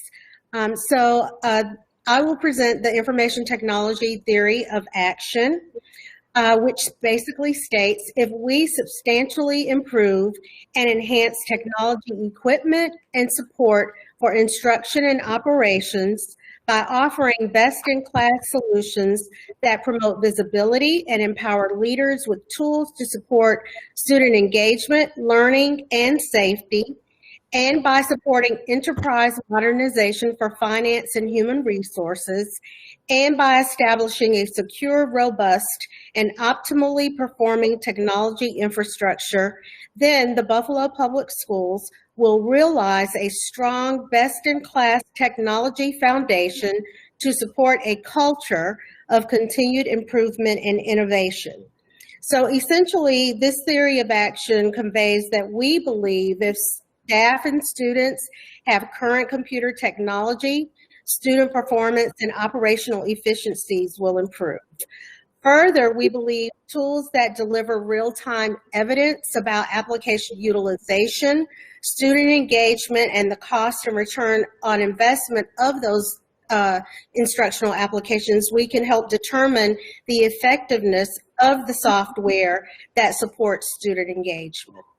We also believe that by leveraging the Enterprise Resource Planning System functionality, which is MUNIS, we can eliminate manual processes for both finance and HR, and in turn develop efficiencies and increase accuracies in processes that support the business operations of the district.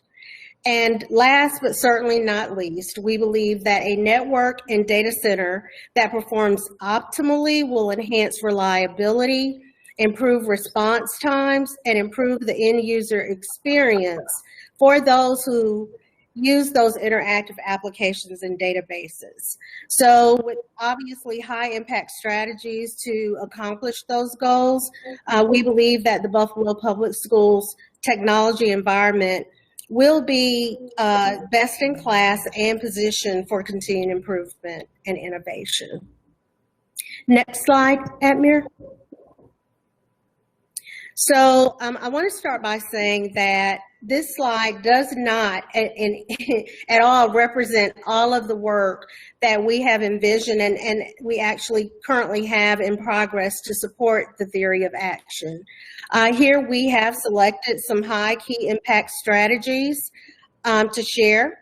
And as mentioned previously, performance of computers contributes to student performance and operational productivity.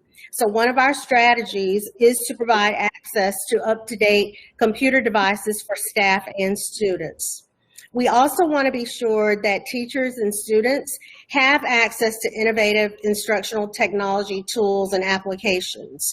We want to provide tools that deliver data analytics and visibility into utilization, understand its impact on student engagement, and again, that return on investment for those applications based on its utilization. We want to provide modern solutions that manage and monitor student devices by using tools that provide a more granular level content filtering to prevent student access to inappropriate sites, and then also to have a tool that identifies and provides student safety alerts on those devices. Something that's really near and dear to my heart is project management. So we want to establish a project management office and use the software development lifecycle of planning, design, development, testing, training, and then implementation to deliver leading edge initiatives with fidelity and quality that support enterprise modernization in our key business operational areas, which are finance and human resources. And then we want to establish a hardened and secure network that maintains 99.99% uptime reliability to support our population of students and staff. We will do this by redefining and reconfiguring and redesigning our network, using our Microsoft licensing to effectively support and protect the use of Office 365, which is our district's main collaboration tool. We will build a security framework that provides a comprehensive governance and incident response model for potential security vulnerabilities and threats. And then we will implement a more modern cloud and on-premise data solution model to support our theory of action. And that concludes my presentation for information technology. Thank you, Myra. Colleagues, before we go on to the next presentation, 2 pages, are there any questions of this particular division? And Ms. Burden. There are 2 hands raised. I see Paulette's hand is raised. Go ahead, Paulette. You're first. Can you give us an update on where we are right now as far as I'm hearing that students are having serious problems that pre-K to, see, is it 3, that their tablets, they have not received their tablets, that you're asking the pre-K students and grade 1 students that they have to enter a passcode to get their tablets. They're not able to, so they didn't get their tablets. The tablets were returned somewhere and the parents are trying to get them. Can you give me an update on what is going on with our students actually receiving their tablets? What's the problem with the pre-K, the 1st grade? And I'm also hearing serious problems as far as computers are not cleaned or fixed, and they are coming back to the students, some not even working. Can you address what's the status with the computers right now? So we have completed approximately at the close of the business today, 26 schools. We started with the high schools. So we were just wrapping up the high schools. We have not gotten deep into the elementary schools. They will start rolling out the latter part of this week and on through next week. There is an initial login that is required. That information is on a sheet that is provided at the time the student is handed the device, and there is staff as well as a school-based point of contact who is there to try to assist with that initial login. So the iPads for the students will be rolling out, and by the end of next week, we will have completed the first round of distribution. If a student did not return a device, they are not immediately given a device because we have to take that device and push it through the sanitization and preparation process. So once we complete this first round of initial distribution, we will circle back and schedule and coordinate makeup days for distribution.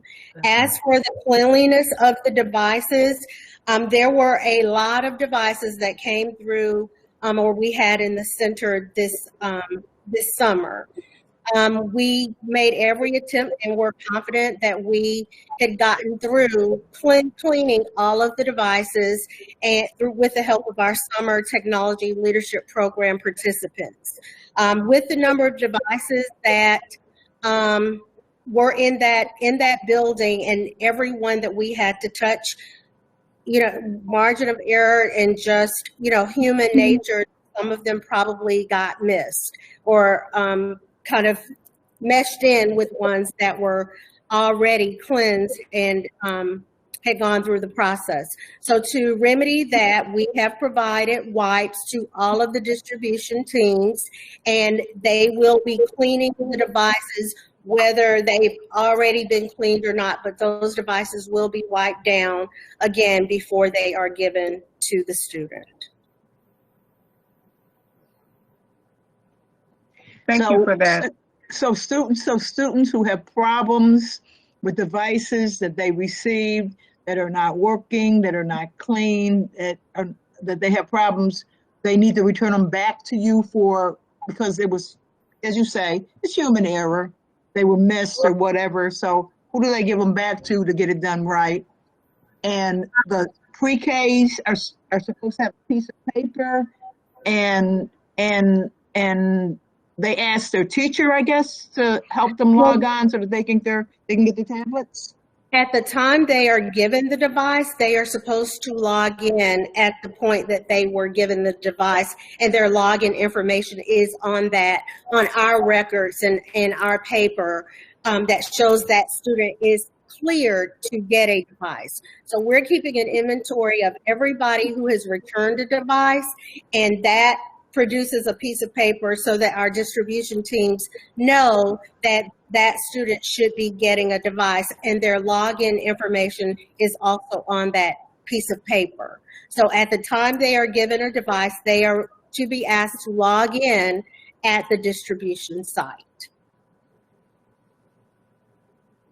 And so with regard to any devices that have issues, they shouldn't maybe let their teacher or principal know, and then we have an email address that the principal can email to let us know that a student has an issue with the device, and that is bpsinventory@buffaloschools.org. And we will coordinate to remedy that device. Yes. I'm not understanding why a device would be turned back not sanitized.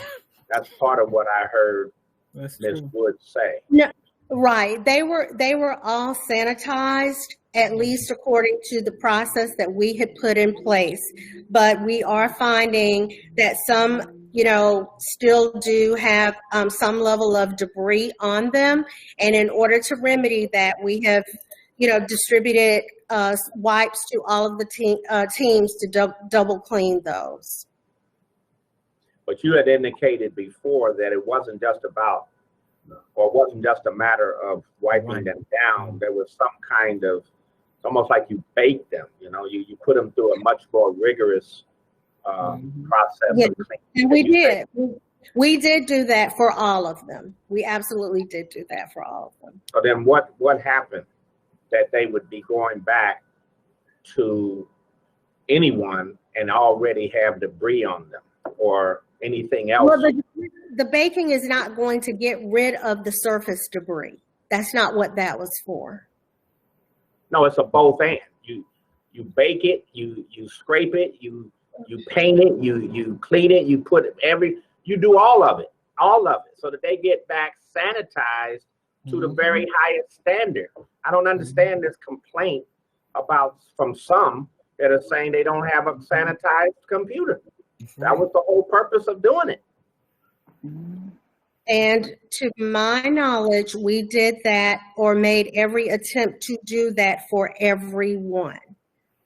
Okay, but then we should check, just like I tell staff, check your work before you give it to me.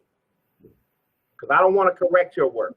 We did. We touched every one of those devices we had to in order to image them. So. All right, I'm just trying to explain to the board where something might have gone astray on it. I'm not blaming you or your team. I'm just saying, what do you think happened here?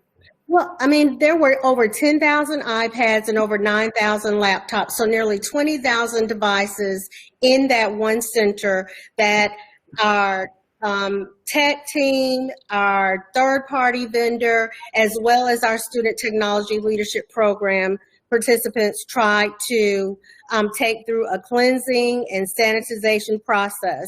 We did all of that over the summer.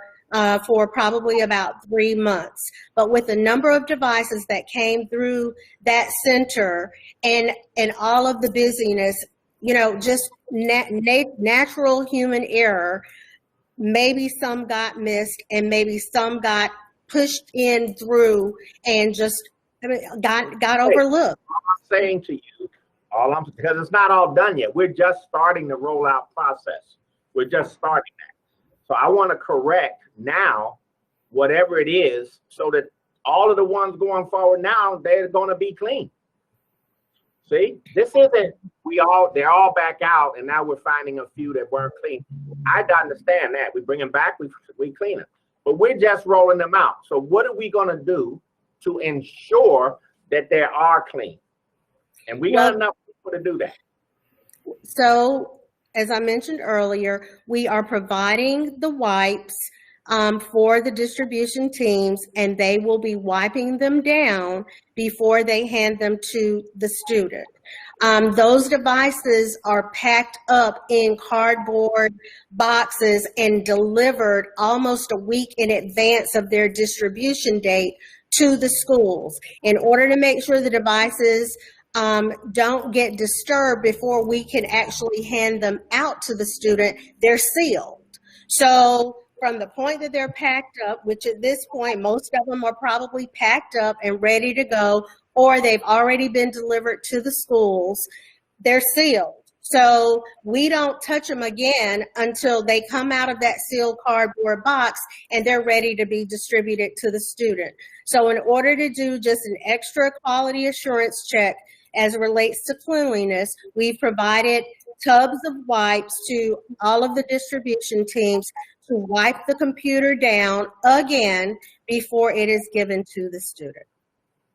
All right, that's clear. That's helpful. Thank you for that. And at this point, I'll turn it back to the board members. And if you hear about anything or you got a specific case, let us know so we can go and deal with that one case. But at this point, that process seems secure and fair and complete in my mind. All right, thank you, Ms. Burden, for that. Thank you. There's a couple more hands raised. I see board member Sharon Belton Cotman, and I believe it might be someone in the city hall. I'm not sure, but Sharon, go ahead. Okay, thank you. So my question is about the rollout process. My understanding, Iris, talked to two parents who said that their child was not in school on the day that it was delivered to their high school, and they went over to South Park to pick up the computer, and they were sent back home without a computer. They had turned in their computer, so it wasn't a situation where they had not. My question is, in the past, we had those secure computer boxes that you could put 20, 30, a classroom set of computers in it. Why aren't computers being left at the building so that the principals can disperse them to these students so that they can be about getting back to learning as quickly as possible? Particularly since two parents that I'm aware of, and I'm sure there are more, that went out to South Park, all the way out there. Remember where you are, because this is a customer service. We should be a little bit more customer service friendly. I don't know why we don't have different distribution sites in each district, or at least in 4 quads of the city. But the fact that you came into the school with, say, 300 computers, you disperse 250, there are 50 left, and then you take them all out the door, and the kid comes in the next day and doesn't have anything to work on. I don't get that process. I don't get it at all. It's not customer friendly, and that's what my concern is with this process. So we have to have the computers come back to the distribution site for inventory management purposes. We've got to account for all of them, especially because we have a shortage. So that's why I said earlier, we have to get through this distribution cycle, bring them back in, and then we will go back through and prioritize, because there are also schools and kids that were at the beginning of the distribution cycle that need their computers. Okay, so they have. You came into school with the amount of computers that the school was going to get. You had them there. So you had identified in advance that this school was going to get 300 computers. This particular day, you only gave out 250.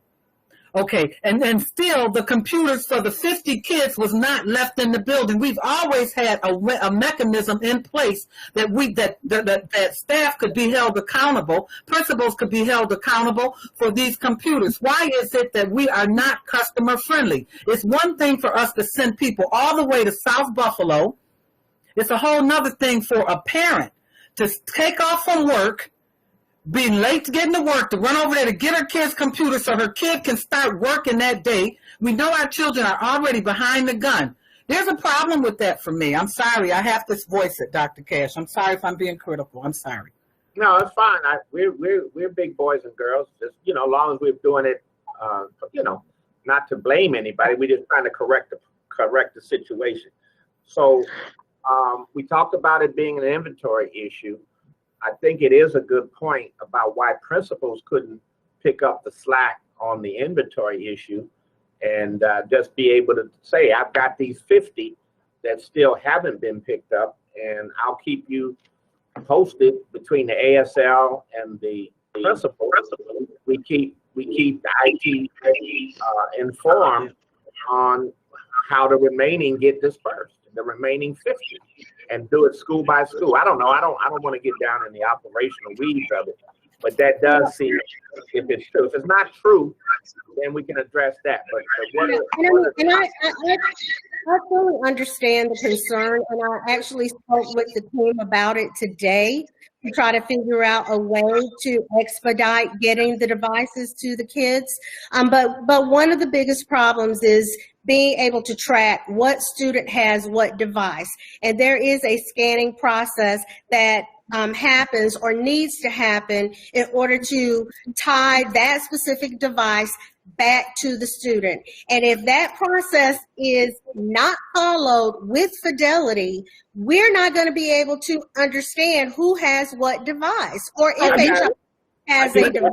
Our principals aren't intelligent enough to do what they're supposed to do. You're saying that because what we got to realize, Dr. Cash, is time is of the essence. We're in the third week of the school year.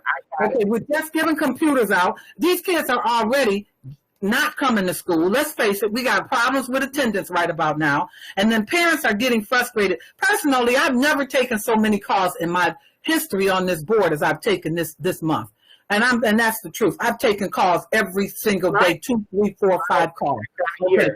I'm just trying to advocate for my constituents. If they text me, if they call me, that's all I'm trying to do is to say, when these decisions are made, we know that we have lock boxes in these schools, that we have for years had computers that moved around to class before children had individual computers.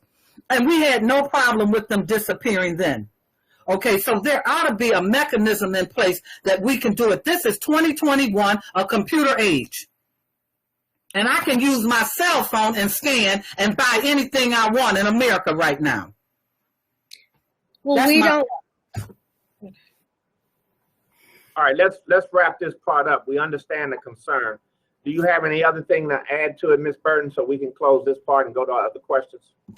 I'll just say that, we'll make the commitment to try to expedite getting the devices to the students, as I mentioned earlier.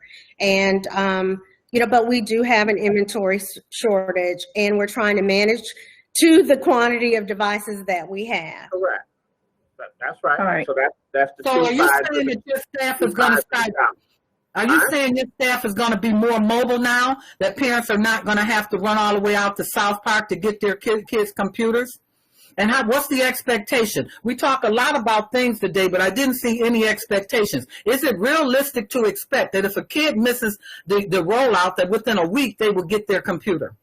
Is that realistic? Is it 10 days that they would get their computer? What's realistic so we can set some expectations for our parents is all I'm trying to get to today. Well, I can set expectations based on the resource availability that we have, and that's going to take some planning.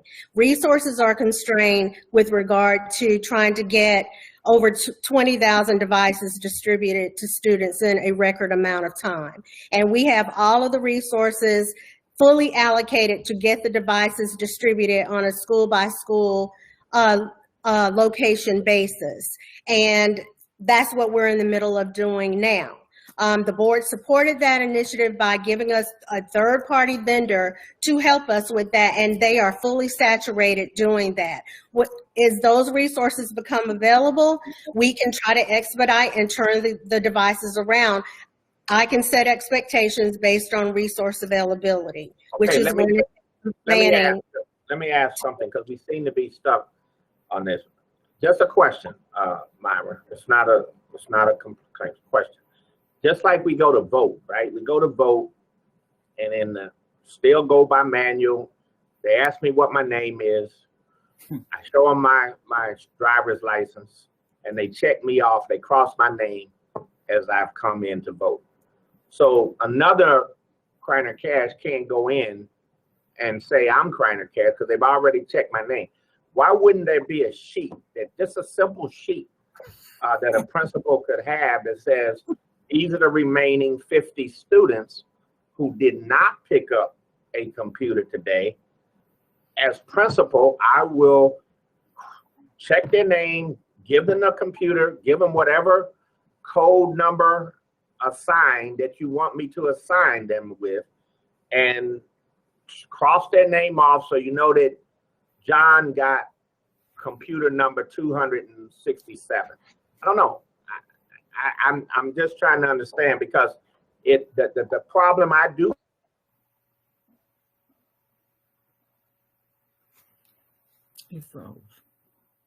toward checking out and being on track toward graduation. So we need to get these into the hands. If we have the computers and they're ready to be distributed, we got to get them into their hands. And so I'm gonna take some of this off of you. I'm gonna talk to the ASLs now. ASLs, open up onto this thing. You gotta give Myra's team some help. If they come to the school, why can't the principal say, I got it from here? I got it from here. Good point. What's the problem with that? Why can't you do that with your principals so that the kids can get these computers sooner than later? Dr. Cash, it's not the principals and it's not them not helping. A lot of it has to do with the shortage of the devices, and we've got to reconcile that. So I will work with the team tomorrow. Exactly what you described is what we started having conversation about earlier today. If we've got the name of the students and they have been cleared for a device, why can't we allocate that device and notify the principal, hey, we've got these 50 devices ready for you, and come pick them up? I get it. I had the conversation. No, not get them come pick up, Myra. You already gave it to them, from what Ms. Common is saying.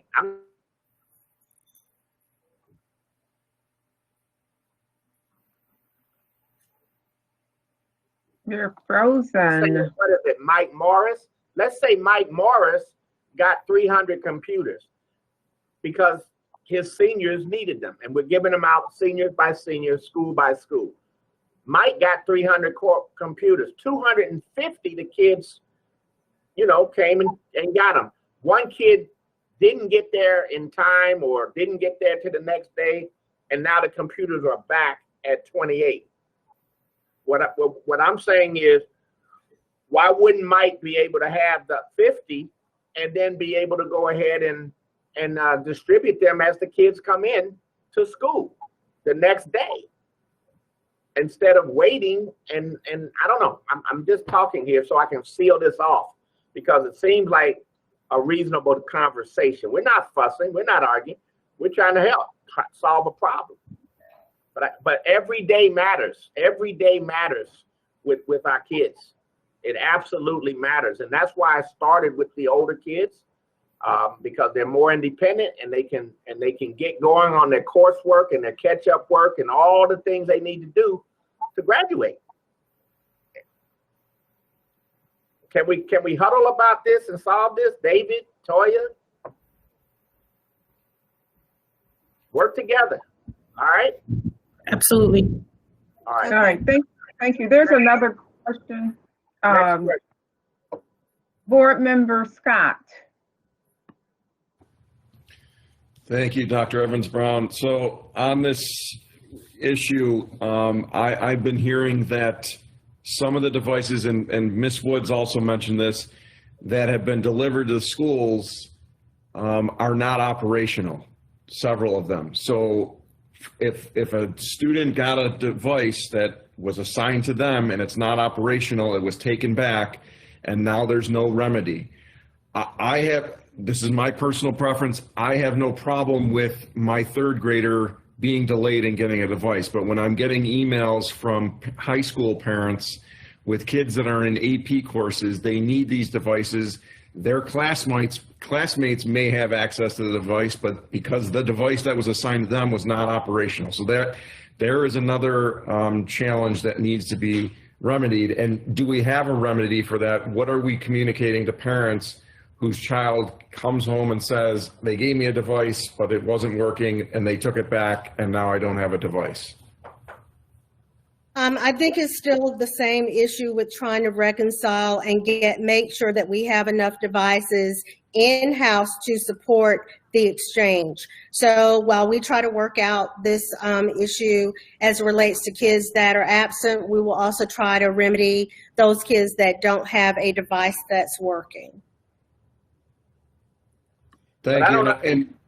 Hold on. I've got here, it says number of students cleared to receive a device. Number of devices distributed. Once they're distributed, haven't they gone through all of the checks to be able to drive off the lot? You don't send the cars to the dealer if it can't go off the lot. They are. When they give the device to the student at the distribution site, as I said before, they're supposed to open that device and log in. But if the kids are asked to move through and go back to the classroom, you know, I don't know what happens after that, but our process is that when they get that device, they're supposed to log in at the point, at the site, location in the building where they are given the device. But if it doesn't work, why would it not work? Mm-hmm. Why would Some of them are having, like, the screen might, black out. I think there were some reports about the screen, a few of them, the screens are blacking out. And, it's hard to troubleshoot from an email. That's what I've been told. All right, well, we got to do better. We got to do better. President Petrucci has a question too. All right. Thank you very much, Myra. I just wanted a little bit more clarity when you say that you're supporting the enterprise modernization for finance and human resources. Is that hardware, software, business practices, 1 of 3, 2 of 3, 3 of 3? What aspect of the enterprise modernization are you guys supporting? So I think it's really all of the above, but one of the major things that I think is an opportunity for improvement is the fact that there are a lot of manual processes that exist within our business areas.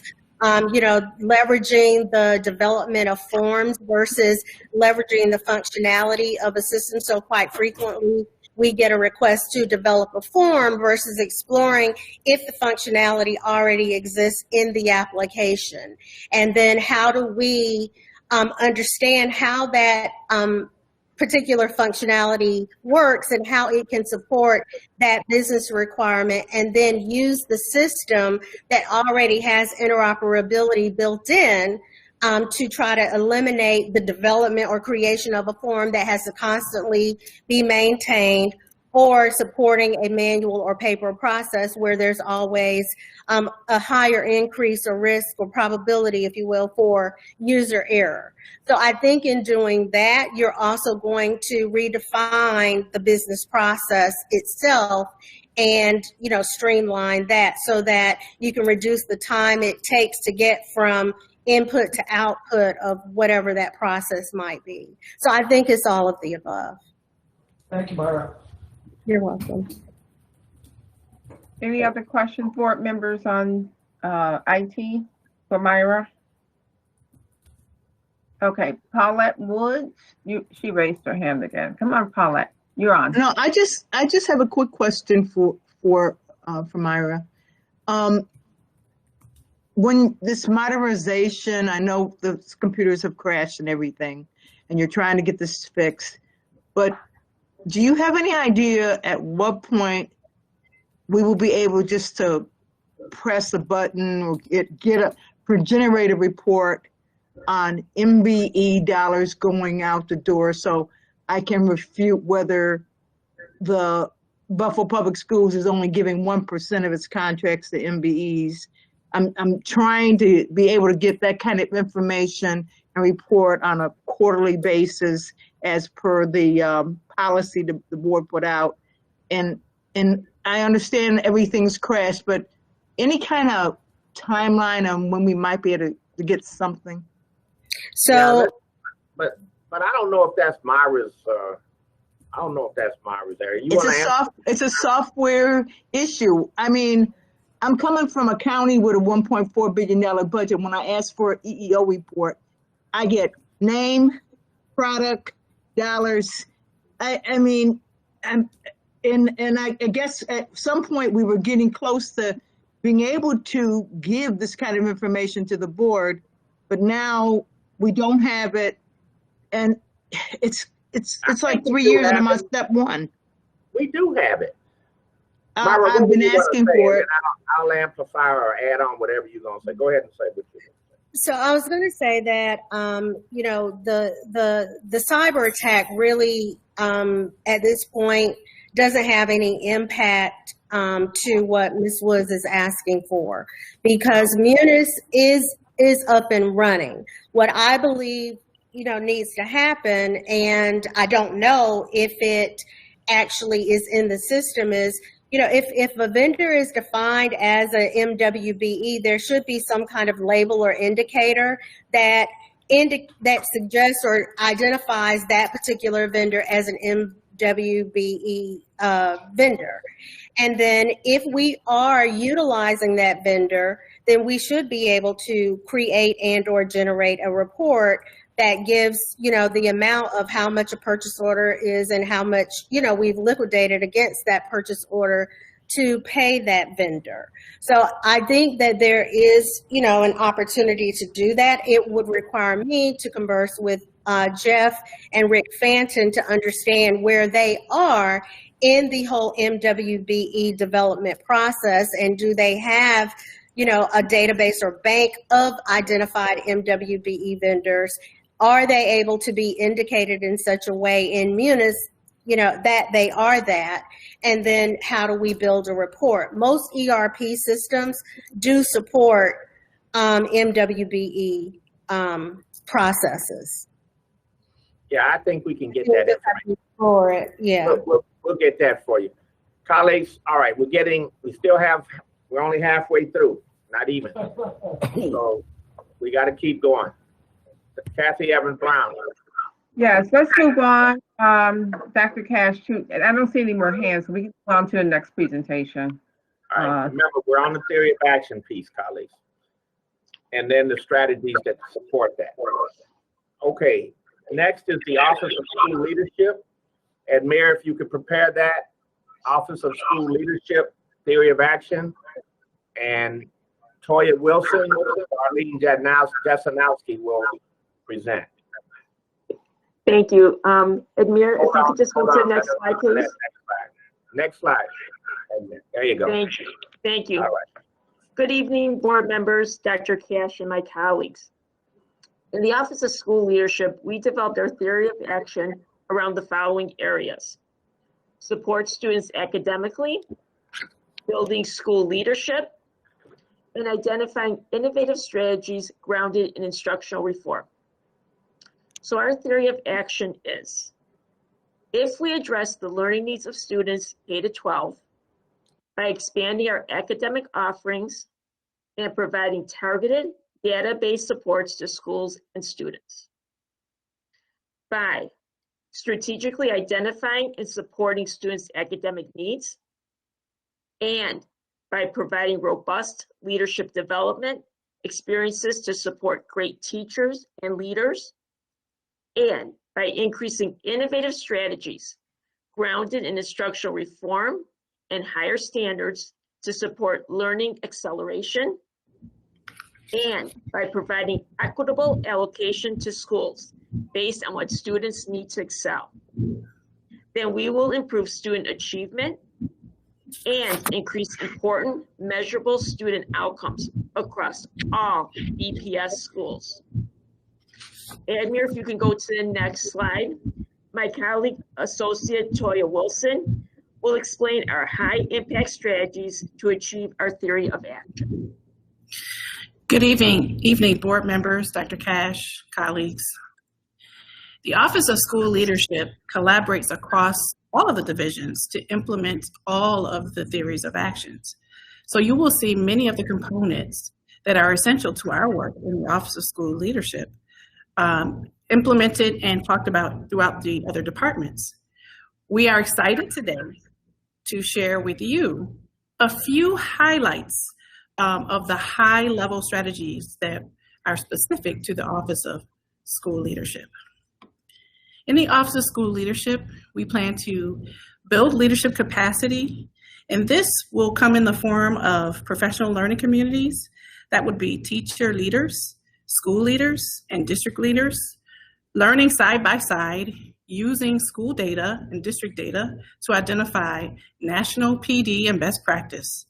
You will see partnerships with the New York City Leadership Academy, NYCLA, and SAMS, the School Administrator Manager System.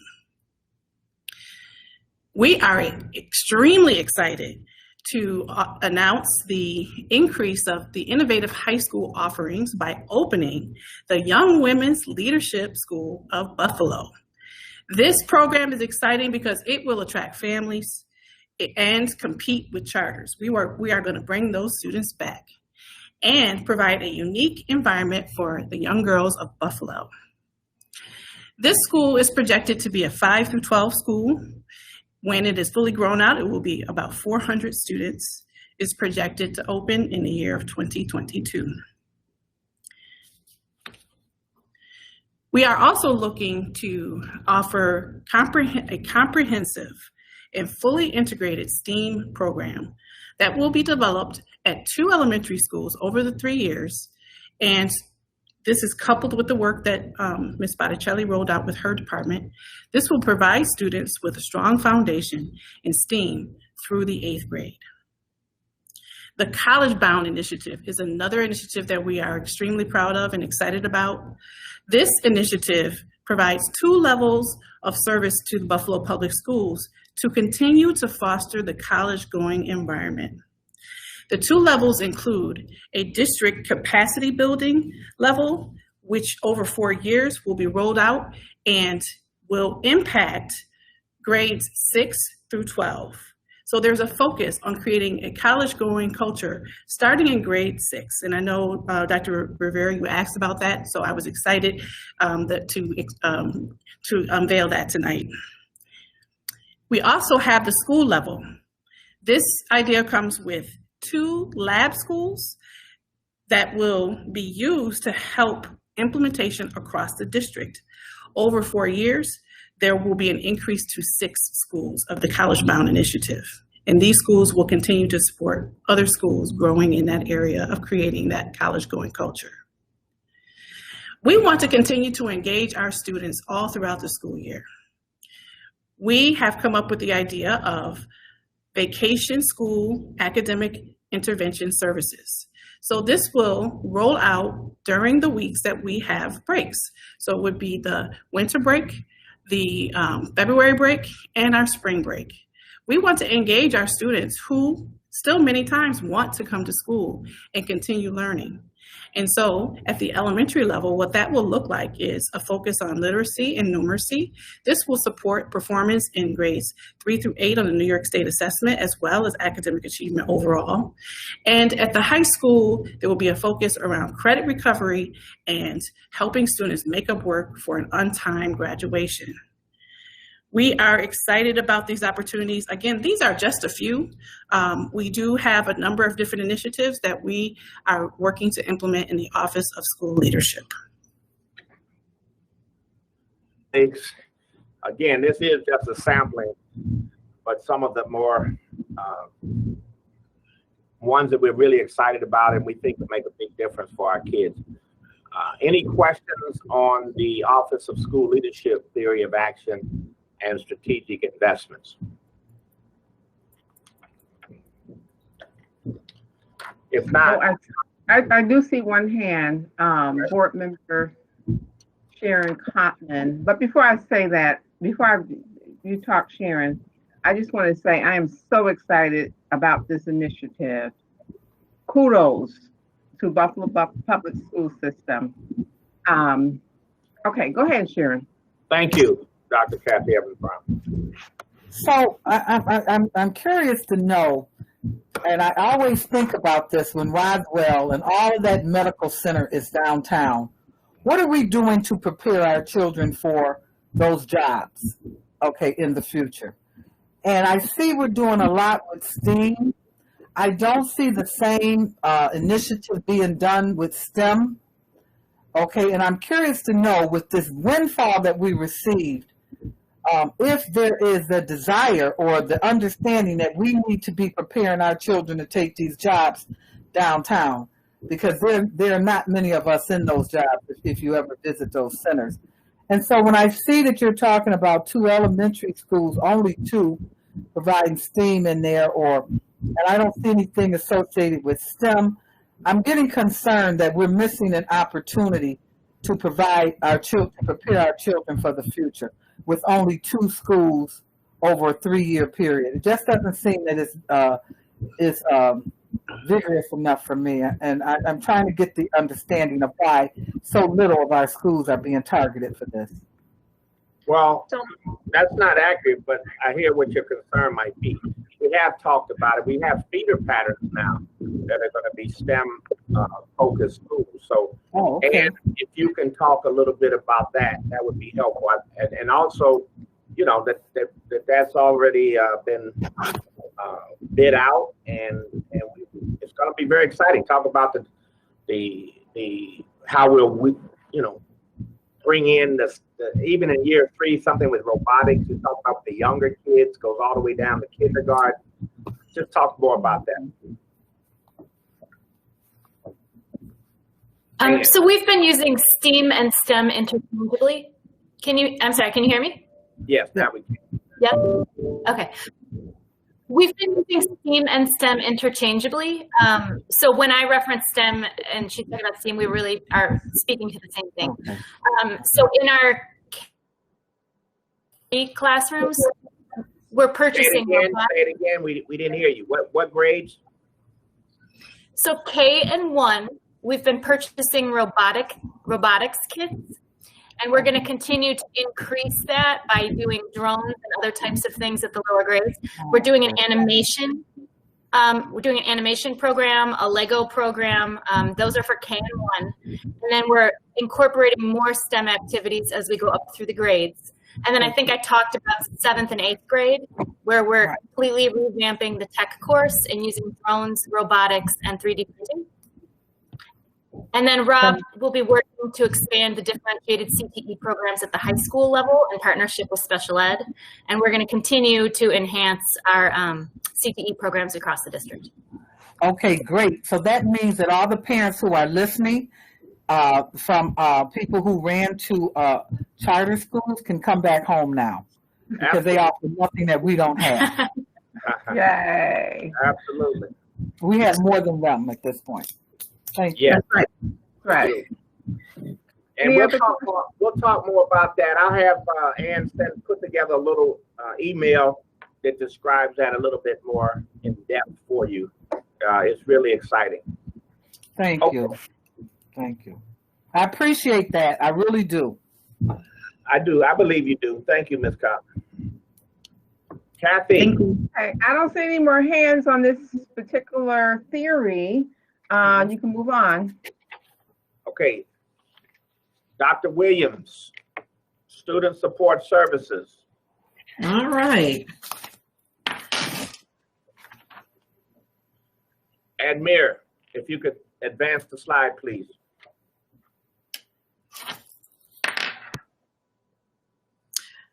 Good evening, everyone.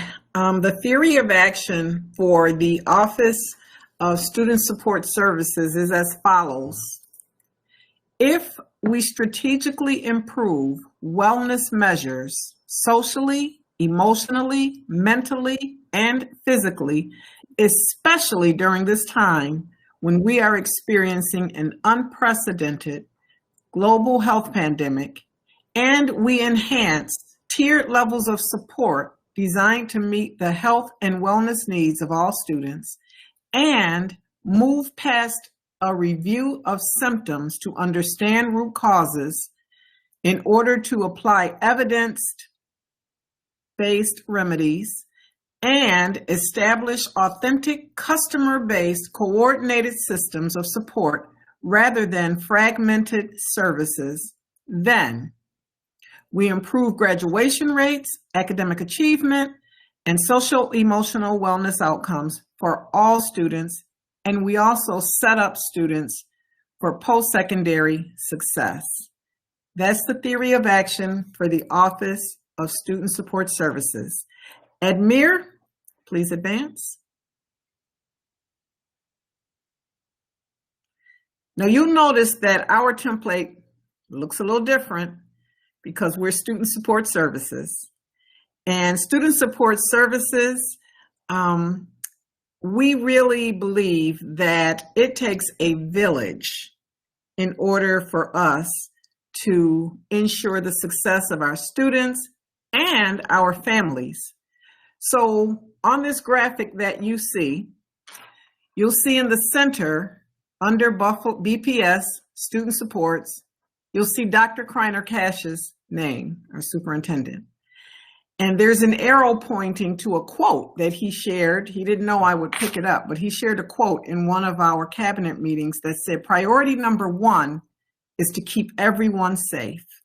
That's the first priority that we have during this unprecedented time, because just when we thought that the worst was over, we're now in a situation where we have to confront this new variant strand. And so we have to make sure at the end of the day that we're keeping everyone safe. Now, what you see at the top surrounding Dr. Cash are some circles. And inside of those circles, you see building leaders, you all, our Board of Education members, our central office leaders, the community, which includes our faith-based partners, our churches, we need them. You see school staff, and you see our parents and caregivers. And you are all working to insulate all of the work that we're doing in Student Support Services. It truly is going to take a village for all of us to come together and for us to experience the success. I'm going to be sharing with you some of our high impact strategies. And in order for these strategies to be successful for all of our students, it's going to take the work of all of us supporting one another. So I'm going to start. I've got quite a few listed here, but not as many as I could. Dr. Cash told me to, not list every single thing that we do. Student support does a lot of work. We do a lot of work, just like all of my colleagues' departments. But our work requires that we're working really closely with everyone else. So I'm going to try to get through these within about 10 minutes as I share with you some of the high impact strategies. With regard to the safety protocols, I felt we had to give some due diligence because of the time that we're in to the safety protocols. That's really important. And then to talk about our programming and support side.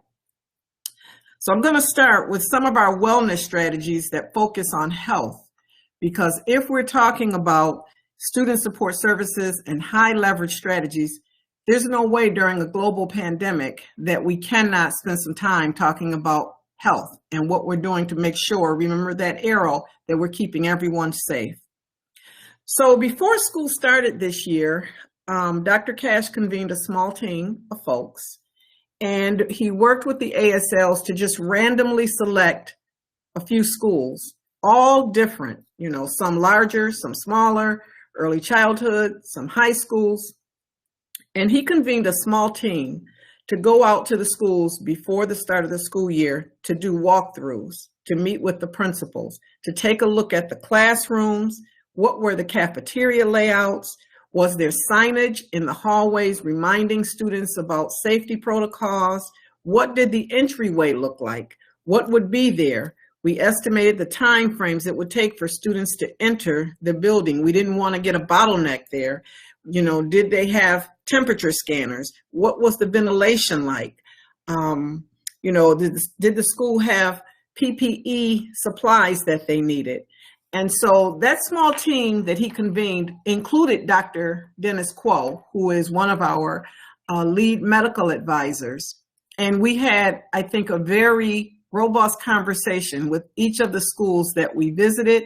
Dr. Quo was able to weigh in and share some of his recommendations. We had the Associate of School Leadership. We had Dr. Cassandra Wright, who also accompanied us. And so we were able to have good conversations. And based on the conversations and what we saw, in some cases, it was just a thumbs up. And in some places, there were areas of growth that we were able to come back to a cabinet meeting, share with all of the ASLs, and then they were able to work with their schools to make sure that all of our schools were ready to open September 8th. So that's one of the things, that's a strategy, I believe, that's a best practice. And we did that prior to the start of school. Now, for testing, we're excited because we're working with a new group this year. It's called Affinity Empowered. And they have what they call Operation Expanded Testing. And that is a program that is supported through the U.S. Department of Health. It came to our attention through the Erie County Department of Health. It does not cost us a penny to have testing done this year. We will be testing our students in grades K through 12, utilizing a PCR test, which is more reliable than the rapid test that we used last year. The materials have arrived in the schools, so we will be ready for testing. This coming Monday, we will be testing approximately 30 to 40% of students and staff, as well as all unvaccinated adults in the building. So let's see. Just want to make sure I'm not leaving anything out. The results from the PCR test will come back within 24 to 48 hours. All of our school nurses have been trained to provide the testing. The students who are 12 years old and older are able to self-administer, although there will be a nurse that will be there to guide them. This is a test that's not really invasive. And so the students who are 12 years old and older are able to self-administer, and the students who are 11 years old and younger, the nurse will be conducting their test for them. So the vaccination clinics in schools, we're really excited about that. We've been meeting a lot with the community health worker group. It's a collaborative group of community folks, and they're very excited to support us doing these vaccination clinics in schools. Dr. Reynolds is a part of that. We've been working with our Office of School Leadership on identifying schools as well as our supplemental partners. And what we're most excited about with respect to the vaccination clinics is that we have multiple modes of operation on how we're going to be hosting these clinics. So, for instance, Lafayette High School and school number 45 this Saturday, what will happen is that the community health workers will be in the neighborhood on the west side, going door to door, informing, doing lit drops on the vaccination clinic that will be held on October 2nd. So there's some work that's done before the clinic comes up to give parents the opportunity to ask questions, to get, reputable, answer. They're working with the Erie County Health Department, and they're actually going door to door to provide this work. So on Saturday, October 2nd, at one of our Saturday academies at Lafayette High School, we will be hosting a vaccination clinic. We also, on this coming Tuesday, September 28th, we'll be doing a clinic at Emerson. There are 3 schools located there, the hospitality school, the culinary, and OTC. So we've been working closely with our principals to make sure that during these clinics in the school that there will be counseling for students and families if they need it, because we're extending the vaccinations, to family members also, and to staff that would like to get vaccinated. So there will be snacks, we'll be providing education, and they will be at Emerson High School for 3 hours providing the first round of vaccinations for those folks, again, this coming Tuesday. One thing I'm really excited about is that we're working with the athletic department, because we're also looking at possibly at a football game, providing vaccinations to folks who are there. And so we're looking at doing something like that around October 9th. So that's really an innovative piece. We'll have the community there. We'll have Erie County's health department. They'll have the mobile unit. And we may be at one of the football games, October 9th, able to provide vaccinations to folks that come. They would go to get their second vaccine from a place that's in the community. So we're excited about that piece. The health screenings, that's a multi-layered piece. And one of the things that we want to continue doing that's, a high leverage piece is making sure that we continue to have scanners that are working at the entry points in schools. We want to make sure we worked very closely with the health department to create a health screener tool that is specific to Buffalo, specific to our needs. And it's really just 2 questions. And it's asking, the general question about how you're feeling. And the second question asks, have you been vaccinated? And so our schools are able to collect from those that disclose if they've been vaccinated. And so if a student identifies that they're not feeling well, there are systems in place in schools for the student to report immediately to the CARES room, and then we contact families. If it's an adult, then they would leave the building if they're presenting with some symptoms. All of our schools have masks. We know that it is required by our governor that any child 2 years old or older that is in a school setting must wear a mask, and on buses they must also be masked. And so it was really refreshing when we went around to some of the schools, the social distancing piece, and to see at the early childhood school how they had primary little colors in the hallway, little circles, to make sure that their students, when they're in the hallways, are socially distanced. So schools have really taken it and, been very creative with, how it looks. And I think for some of our students, this is just a way of life for them. So with respect to medical exemptions, so when we look at the circle that says keep everyone safe, we know that, of course, the academic needs of our children, you've heard a lot tonight about meeting the instructional needs of our children. But we also know that while we're doing that, we have to adhere to the governor's executive order. We are in a time of high transmission. We are in a red zone, and so we have to do that. And so it's not always easy, because it's difficult to make everyone happy when you begin talking about mask exemptions and medical exemptions, but our primary concern is keeping everyone safe. And so I got some numbers today to find out where we were with requests for medical exemptions. We've had 86 requests for medical exemptions. We've had 34 requests for mask exemptions.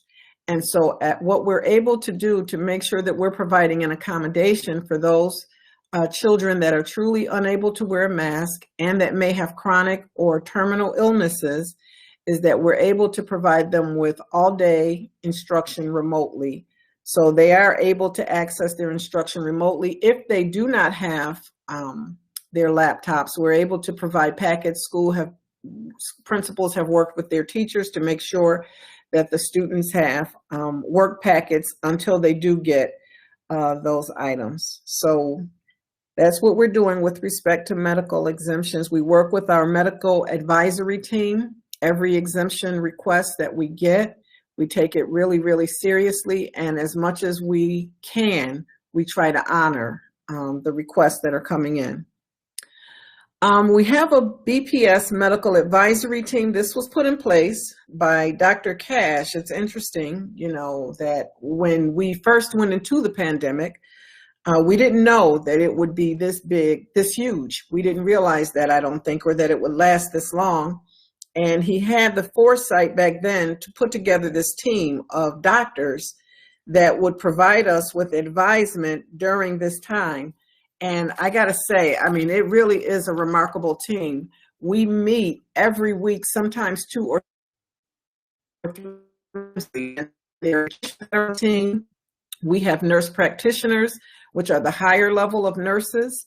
We have the Erie County Health Department that joins us oftentimes. And then we have our supplemental health partners that oversee the school nurses that also are right there at the table with us. And it feels very collaborative.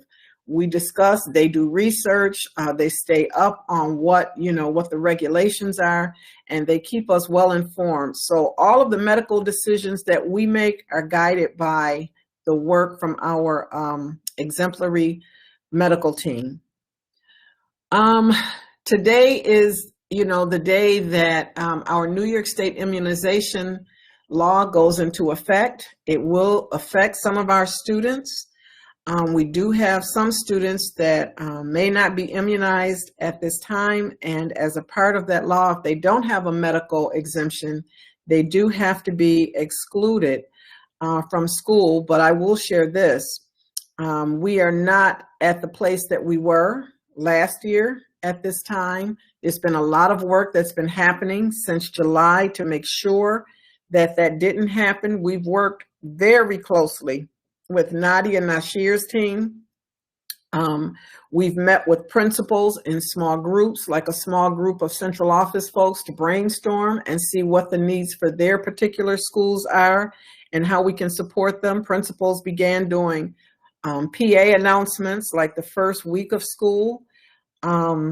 Our nurses are deeply involved right now in pulling records from our NICES system. So if a child goes to a pediatric office and gets an immunization but can't get back in, or the office is unable to provide them with proof of it right away, our nurses can go into a system and they can find those records. And so they're constantly doing that. And I have to say, I can't say enough about our Say Yes partner and the mobile health unit, because they have been full this year with making sure that they're providing immunization opportunities for many, many of our students. So they have immunized, I want to say hundreds. Amanda Paul has said that, she's taking up to 200 phone calls a day just to make sure that every opportunity is given to make sure that, folks are able to get immunized. So we're doing a lot surrounding this, and we're going to continue to do that. Dr. Williams, you're doing great around this work, but you got to pick it up because we're way behind on our pacing. Okay. So quarantining, I won't say a whole lot about that. I will just say that we have an A to Z process from the time that a case is identified to the time they're quarantined, to the time they return to school. We close the circle. So we do have a process in place, and it is aligned to Erie County Department of Health. 100% of our schools have school nurses right now, so we're real excited about that. So that's really all that I have to say about the safety protocol piece, and I promise, go very quickly through our programming and support. So we have something that we call collective cafes. I remember it was at an earlier board meeting that someone asked, what are we doing for our staff? We are doing a lot to support our staff. We have something called collective cafes because we do care about our staff.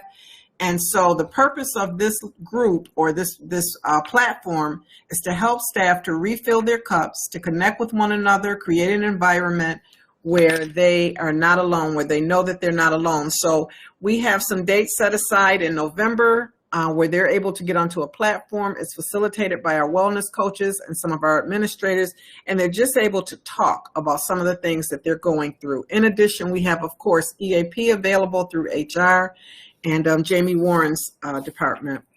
Our school enrollment, I'm pleased to say, is, they're working really, really, really hard.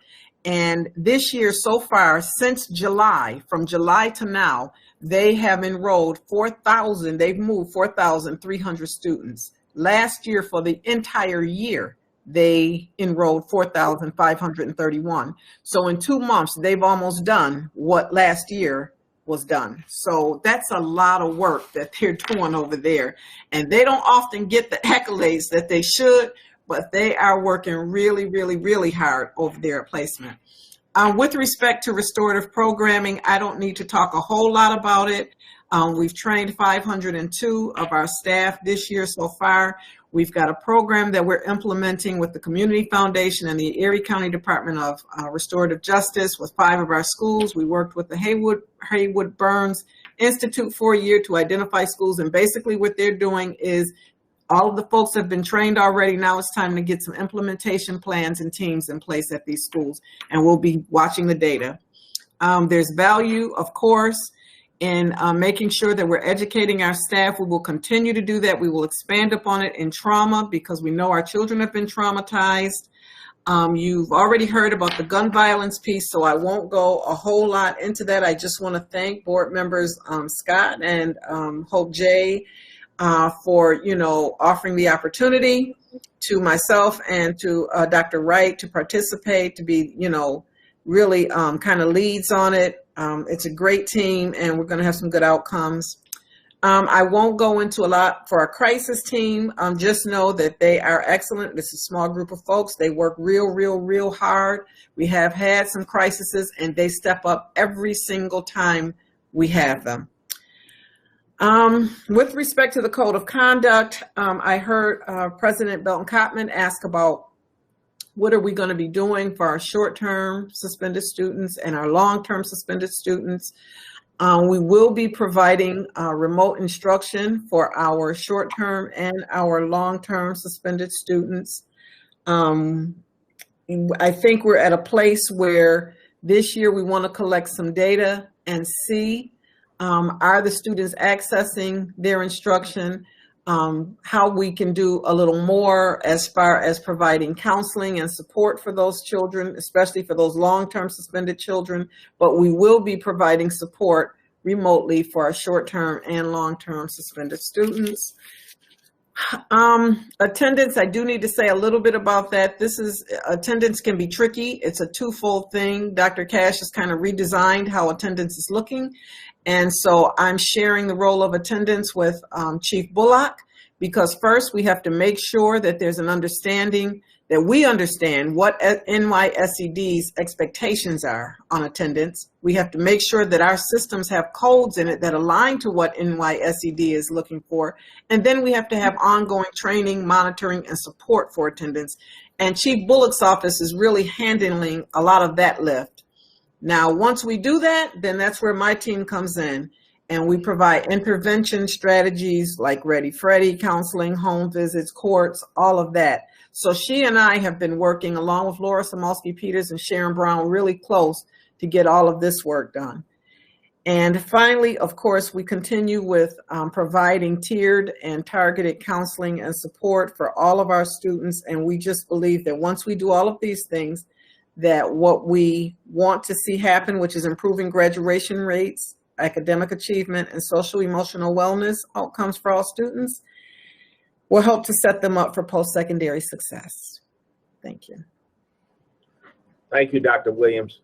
Dr. Kathy Evans-Brown. Thank you, Dr. Williams.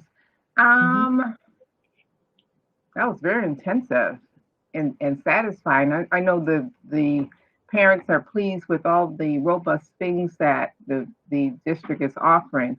I don't see any hands. Any in the City Hall? President Bertucci? Okay, none. All right, so you were very thorough. So no questions. We can move on, Dr. Cash. Okay.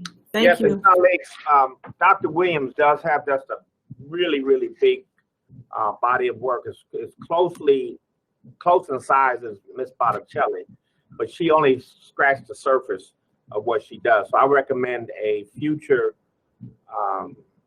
board work session where she can go into depth around all of the work of this important office. Because as you know, during this pandemic, academics and social emotional health of our students are equally important. So thank you for your attention. And again, Dr. Williams, thank you for what you did address this evening. Okay, the next person up, and I really, really want you to be to that 5-minute limit, is Dr. Ramona Reynolds.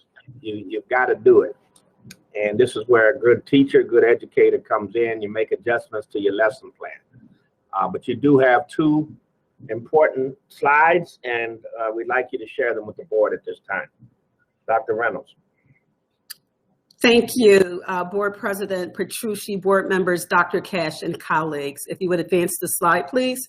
And while he's advancing, just thanks for the opportunity to share the family and community engagement theory of action, as well as a few high-impact strategies. So we posit that if we improve school and district staff capacity to support families by strengthening two-way communication with families, expanding family support at parent centers and community schools, timely and effectively responding to community family engagement barriers, engaging families and enriching learning and bonding experiences, supporting parents helping parents initiatives, then parents and caregivers will be better equipped to support their children in ways that result in improved student outcomes, improved schools, and advancing the shared accountability of the education bargain. Advance the slide, please. And so during the last board session, I alluded to an RFP that was soon posted, and this is it. This initiative, the Family and Community Mobilization and Student Success RFP, has posted and will provide the opportunity for BPS to partner with organizations to create cross-role community outreach teams intended to re-engage students and families with their schools, share information, provide critical resources. And these teams will be made up of people, respected persons of the community who will share, listen, and respond to the needs of families. Their approaches will be personalized. They'll go door to door, use virtual platforms, provide teleservices, engage in community events. The selected organizations will also train parents and caregivers to serve as coaches and mentors. Another strategy is the development of the BPS online information portal, as well as additional communication enhancements. This portal, I think I alluded to it during the last board work session. It's intended for easy navigation and access for parents to submit questions when they're unsure of point of contact. Additional communication enhancements will include increased utilization of social media and radio shows. Our team will work closely with Ellen Acala. We'll continue marketing, communication, branding strategies that will include promoting our community schools, utilizing the community schools bulletin boards, and we certainly want to thank Say Yes for their support with those. We'll also continue marketing and brand strategy efforts of district-wide events by way of social media and small community newspapers. I am pleased to share that the BPS Parent Center for in-person programming. I'm also pleased to announce the development of the BPS Parent Center's digital catalog that will soon go live. And so I thank team member James Barnes. He's our department lead for this project. He's worked very closely with Say Yes team members, Jelena Smallwood and Jamil Cruz, to finalize the details. The digital catalog will allow for easy access to view upcoming programs. They're able to send direct messages to team members if they have questions, and they're able to register for programs that are aligned to the 7 parent center strands that you see listed. I won't read those, but just keep in mind that our office, the Office of Parent and Family Engagement, the Say Yes team, we continue to diligently coordinate comprehensive programming that is responsive to the request of families. And this year, we are excited to offer an array of programs to assist families with supporting the academic needs of their children. We're offering family support groups, financial wellness, job readiness. The Say Yes Know Your Rights virtual legal clinics will return. We'll offer sewing classes, horticulture, cosmetology, fitness, toddler zone activities. We'll conduct a vendor orientation. We'll continue with parent facilitated sessions like the When Parents Ask for Help. sickle cell support group that's led by one of our Parent Center liaisons, Cynthia Collins. Next week, we'll begin a series in partnership with the Jewish Family Services entitled Raising Children in America, where the Tigrinya, Dari, and Burmese families will engage in a 14-week series using the research and evidence-based Incredible Years program. And I'd add that these sessions will be conducted in the family's native languages. And just this afternoon, the Office of Parent and Family Engagement, in collaboration with Social, Emotional, and Wellness Supports Director Mai Wen, solidified a partnership with the UB Department of Pediatrics. Under the Social, Emotional Learning and Wellness strand, we will offer a medical series in person and virtually with doctors who will share and discuss various topics. Some topics may include, of course, vaccinations, vaping, sexual health, depression, and families will have the opportunity to ask questions. So these are just a few important investments for which we will embark to enhance communication and engagement opportunities to benefit families and ultimately to help students heal, progress, and excel. Thank you. Very well adjusted, Dr. Reynolds. That was excellent. And I know our esteemed Dr. Morrell will do the same, getting ready to tee her up next. We do have one board member hand up. Board member Paulette Wood. Just a quick question. You always do so much, Dr. Reynolds. For someone like Dr. Gelsey, who still pushes and promotes homicide prevention, especially in this time of so many young people killing each other, who does he contact, and how does him and any other group that wants to provide programming on the Saturdays or the after-school programs, who does he contact? Because I'm always looking for access to community members with important programs. So, you know, can you tell me how he can get involved? Would you please provide him my contact information, Ms. Woods? And what we'll do is, because there are opportunities for other organizations, groups, and individuals to be able to provide sessions through the parent centers and potentially the community schools. So we will begin promoting that as well so that the community is aware. But you can certainly provide him my contact information. Thank you. We did have a session here at Roster years ago, tried to show the community how they could respond to RFPs and get involved and provide training. I really appreciate your work on that behalf. Thank you. I appreciate that. Thank you. Thank you. All right, I don't see any more hands, Dr. Cash, so your next presenter. All right, Dr. Morrell, 5 minutes. Next slide, Amir.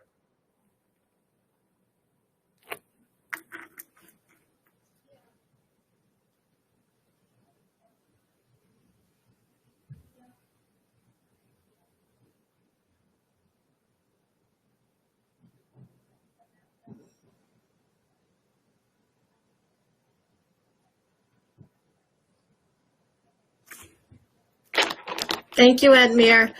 Greetings, President Petrucci, esteemed Board of Education members, Superintendent Cash. Thank you for the opportunity to present the theory of action for the Office of Culturally and Linguistically Responsive Initiatives.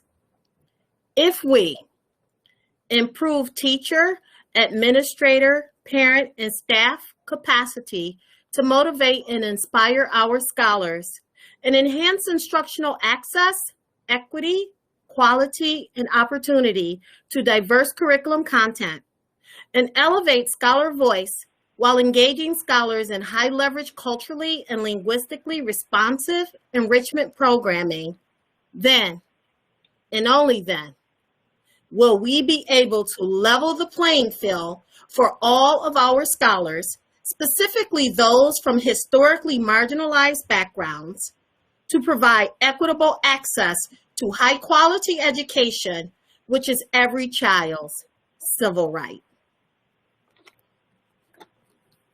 Next slide. And so I would like to talk a little bit about the high impact strategic investments that the ESSER ARP funds allows the Office of CLRI to do in regards to access, equity, quality, opportunity, and high achievement for all scholars in our district. So this is, of course, not an exhaustive list or all-inclusive of all the programming that we have in store over this next year and over the next 3 years, but it is a tidbit of some of the high-impact strategic investments. So a guardian of equity at every school. By placing a guardian of equity with incentivized pay to implement delineated roles and responsibilities related to equity, serving as a liaison from the Office of CLRI to the schools, and calling out injustices when they see them. We will have a high leverage impact for equity in our schools. We plan to implement the hub school model at 3 schools currently: Community School number 53, the Dr. Blackman School number 54, and the Claude and Weta Clapp School number 74 will be model CLRI schools serving these populations, and they will be serving our entire district as laboratory sites where other teachers and administrators will be able to visit to see what it is to be a fully inclusive, culturally and linguistically responsive school, classroom, and what those practices look like. And we're ready to launch that immediately. We will expand our CLRI and anti-racist PD opportunities to include more stakeholders in our trainings. And so while last year we focused in on our high school stakeholders, training over 3,000 teachers and administrators as an extra dosage of training, we will now expand down to our elementary schools to ensure that anti-racist training, racial implicit bias understanding and prevention is part of the very fabric and fiber of our school district. Our new learning walk model will include a monitoring and support model of all the resources that will be newly adopted and added to all of our buildings to ensure that they're not just collecting dust on a shelf, but they're actually in the hands of our students, in the hands of our teachers, and they are being implemented with a research-based lens and with fidelity, and that all of our children are taking advantage of those supports. We plan to include our instructional coaches, our supervisors and directors to support schools, and then to also monitor their implementation. As our superintendent talks about many of the programs in the Office of CLRI, he says we need to expand the boat. Well, this ESSER funding actually gives us an opportunity to include more schools in many of our programs, which focus on equity and social justice connections to raise scholar voice. So we would see more schools hosting the Scholars for Social Justice program, the Our Story Project program, the Big Sister, Little Sister mentoring program, the MBK Fellows High School New York State Recognized component, the MBK Mel Academy 7th and 8th grade component at more schools, the Global Scholars program extended to even more schools. And we are so proud that we are a pilot district for the 1619 Project New Literature Series, and we actually have copies of these books that have not been released to anyone else publicly, and we will be piloting initially in about 4 or 5 schools. Our hub schools will see Born on the Water, which is a new release from Nicole Hannah-Jones and Renee Watson that really talks about the legacy of enslavement in our country. And you smile in the beginning, you cry in the middle, and you're full of pride and joy at the end.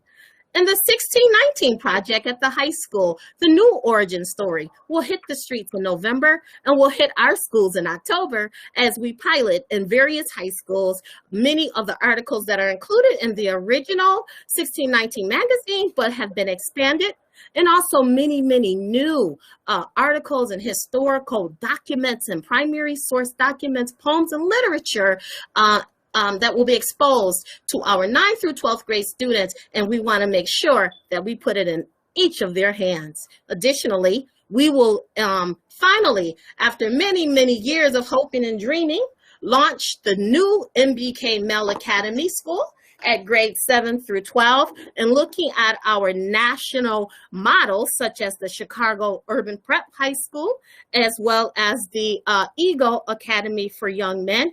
We will be engaging our scholars in rigorous college prep curriculum, extended school day and year programming, strong literacy and STEAM focus, science, technology, engineering, arts, and math.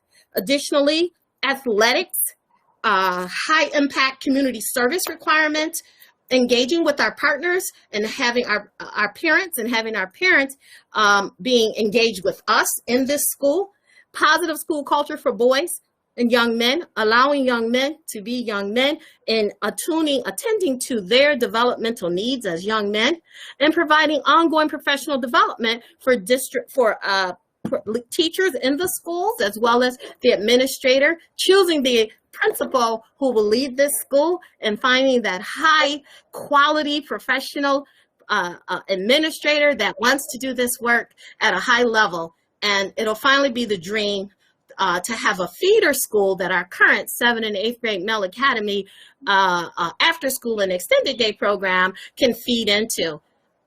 One of the big high leverage strategies that we are engaged in with this historical funding are inserting diverse classroom libraries in every classroom in our district. We turn an eye to rising voices at grades K to 5, which focus on Black and Latino males and girls in STEAM primarily. But then we will have also books that we will include from the emancipation curriculum that are aligned to the emancipation curriculum. And we know that right now all of that is digital, but there's nothing like having a book in your hand when you are a young child and a growing adolescent. So we want to provide these classroom libraries and book resources to all of our teachers. With the Rising Voices series, there is built-in professional development and professional learning. And so we will ensure that all of that is occurring before those books are released to the schools. And through the hard work of Myra Burden and her department, we have collaborated together, and we have received a $600,000 learning technology grant that will also be supported by this new ESSER funding, and where scholars will have opportunities to digitally document CLRI enrichment experiences. So when we're taking our trips and our excursions over to the Harriet Tubman House, for example, or even if we're going to the Forest Lawn Cemetery to study the life and works of Mary Talbert or Shirley Chisholm, we would be able to have our young people document digitally through the Learning Technology Grant supported by ESSER funding all that there is to learn about the history of these here great heroines and martyrs that lived and died right here in our own city, or even national field trips or international field trips when those can occur again. So we're very excited about that and building that into this entire program. And also our CLRI student-led social justice newsletter will become a part of our lives in the upcoming months, as well as a student-led podcast where we'll be talking about social justice issues across the airwaves, as well as reading and writing about those issues in our newsletter. And also too, scholar paid internships. We already started that effort with Say Yes this year. We want to continue that model in the coming year. And also we're partnering with Northland Workforce Training Center. And these are also, paid internships are also part of the attributes of the new MBK Mel Academy as well. So we want to, again, incentivize our students, but we know that we ask our students to do a lot of after school work, but we also want to expose them to high leverage people in the business community and the industry, health and hospital industry, hotel industry, and business and banks. And so we want to do that and be able to pay them appropriately so that they understand the connection between hard work and profit. And so those are just a few of the high impact strategies that we will have using this ESSER funding that is so historic, and we're so happy that Dr. Cash is allowing us to dig deep around how we actually spend this money, not just to spend, but to really have a powerful impact that will last long after all of us are gone. Thank you. Excellent as always, Dr. Morrell. I'm certainly excited. I know the board members are. So, colleagues, we have one more after this, but at this time, does anyone have any, and it's just one page, this next one. We'll finish with OSA. Does anybody have any questions for this particular presentation by Dr. Morrell? I thought it was pretty straightforward. It was, and I don't see any hands from board members, so it seems like everyone's so excited. Yeah. About, yes, we are just excited. Out of sight. I'm telling you. Ms. Woods, that was the first question you had asked back a while ago, and I wanted Dr. Morrell's presentation to answer that first question for you. Did it? It was impressive. All right. Now, colleagues, last but not least, Ebony Bullock just has a one-page slide that includes both her theory of action and her high-level strategic investments that we know will be a difference maker, because we've needed to improve this area for a long time as well. And she'll get the tools, she has the people, and we'll go to best in class. Ebony Bullock. Dr. Cash and esteemed board, I promise not to keep you too much longer. 3 minutes. But it is my my great joy to present the theory of action for the Office of Shared Accountability. If the Office of Shared Accountability provides relevant, real-time, and accurate data to the district and community stakeholders via accurate and reliable dashboards that include but are not limited to school and student level academic behavior and demographic data, accurate and reliable early warning dashboards that include data to be used to identify as early as possible students who are acutely or chronically most dependent on the Buffalo Public School System to provide essential services to ensure their progress and achievement, timely and regular compliance-based monitoring and reporting of school and district level accountability data, timely and regular program and testing evaluation, timely and regular monitoring and status reporting of key performance indicators of school and district performance, and enhance district leaders, school leaders, and teachers' ability to make data-informed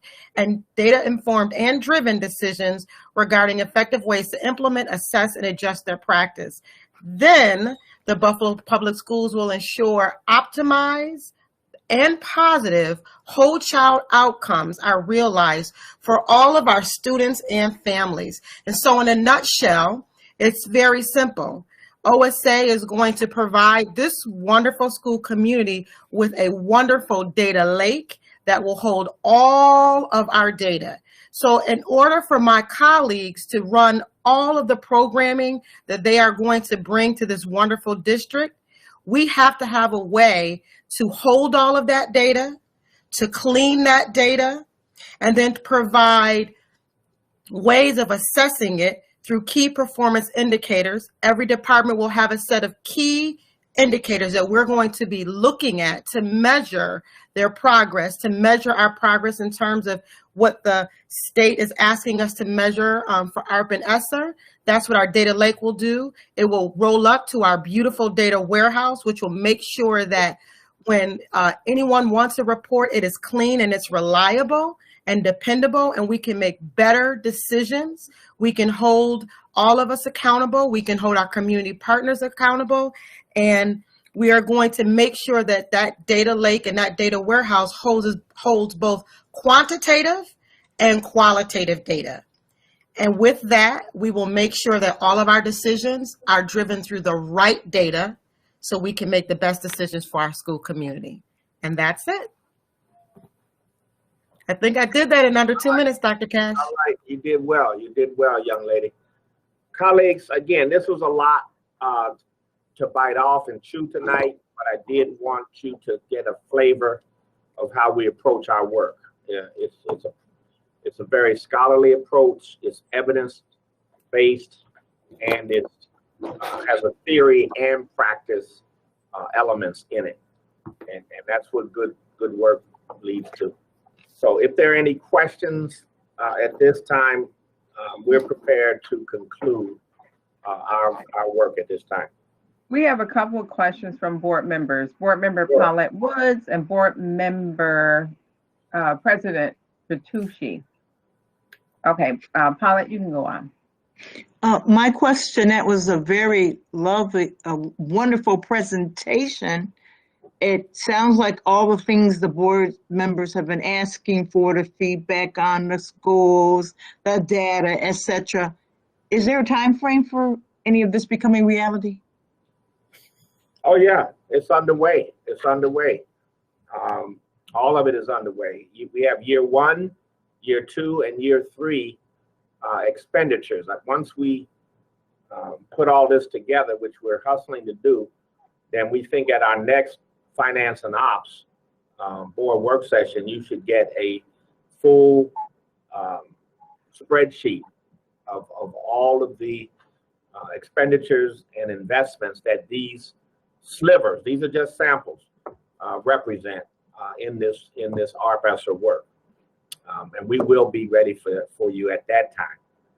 You know, I'm more, I understand the finance and ops part, but I'm really more interested in being able to monitor student achievement, get data, make data-based decisions. All of that is exactly what I want to hear. And what did you say the time frame is again? Well, on that kind of work, I'd have to defer to Ms. Bullock. She indicated earlier that it would be this year, at least a good piece of it. Once we go out to bid, we have to go out to bid for some of this work. And Botticelli and her team have put out to bid the formative assessment work, and so that'll be here presently, and then you begin to get more data points before the high stakes test. What you've never had and what we've always needed was to have 2 or 3 reports before we get to April and May about how our kids are doing. And so with these additional resources, we've invested in formative assessments for that purpose. And those are underway through the bid process. And so it sounds like before this year is out, some definitive dashboard will be in place. Before the semester's out, I think we can provide you with something. Okay, perfect. 4 times a year is my goal. 4 times a year. Thank you. Paulette, did that answer your question?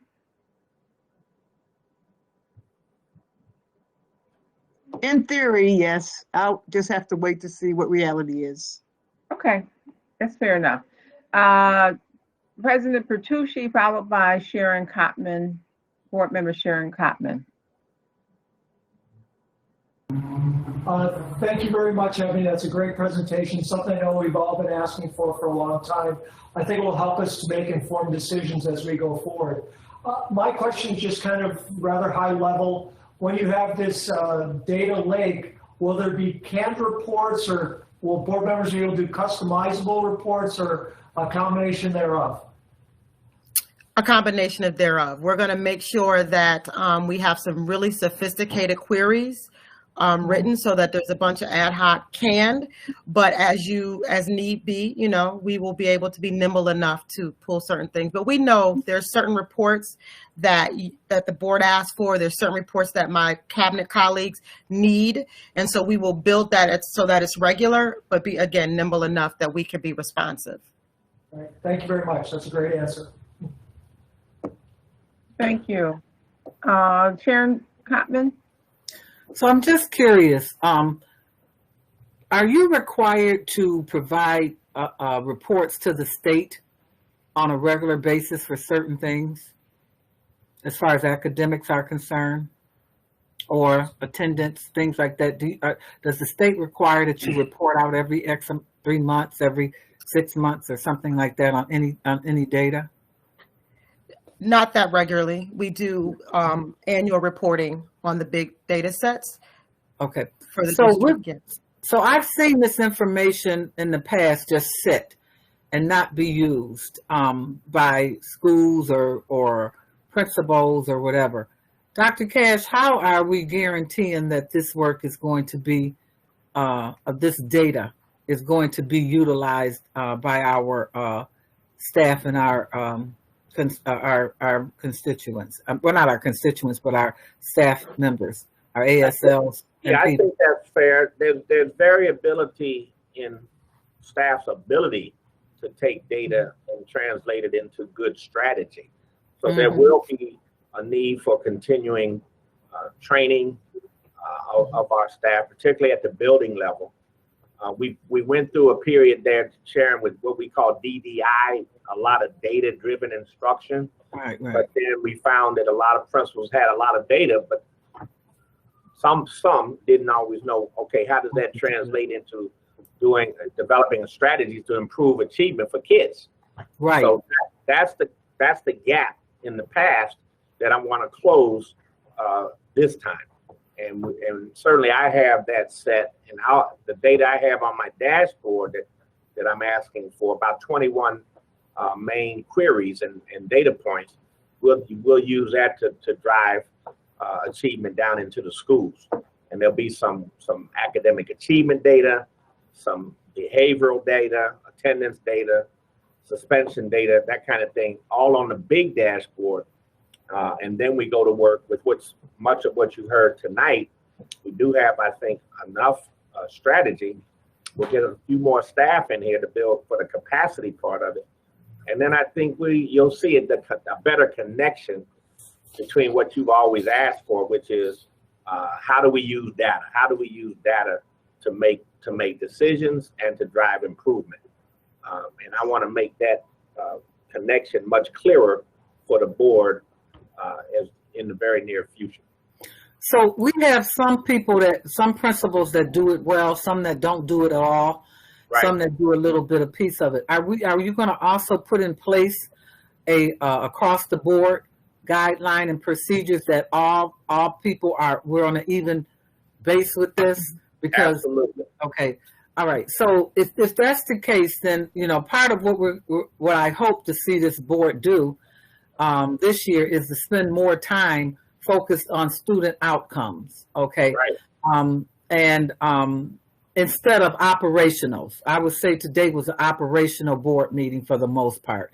We went over what was going on. You gave us a preview of from your managerial perspective, what you're expecting to do, et cetera, et cetera. And so in trying to move forward to at least making sure that we are starting to use the data in this district to move our children to the next level, there are already reports out there that we can already use, that we don't have to reinvent the wheel on a lot of these things that would be very informative to the board if we could just have access to them. And let me know. I think that's what I think, while she's working on her database or whatever, we can also use the things that have already been used in the past to help move our district forward. I want to share with the board that what I found out through the Council of Great City Schools is that at first, or staff as well, at first it's a little bit difficult when you start airing your dirty laundry, but as time goes on, it improves, and there's an accountability piece that happens, and it starts from the board down. So I just wanted to say that. But in moving forward, I would like to see more teeth in things as far as how this is impacting our student population, because the ownership of the data, I think, is how we're going to grow this district to the next level. That's all. Well, I appreciate that, but I do think I want you to be clear. This was not just an operational meeting. This was actually designed to be a theory of action meeting. And if you look closely at what the Council of Great City Schools talks about, they do mention and talk about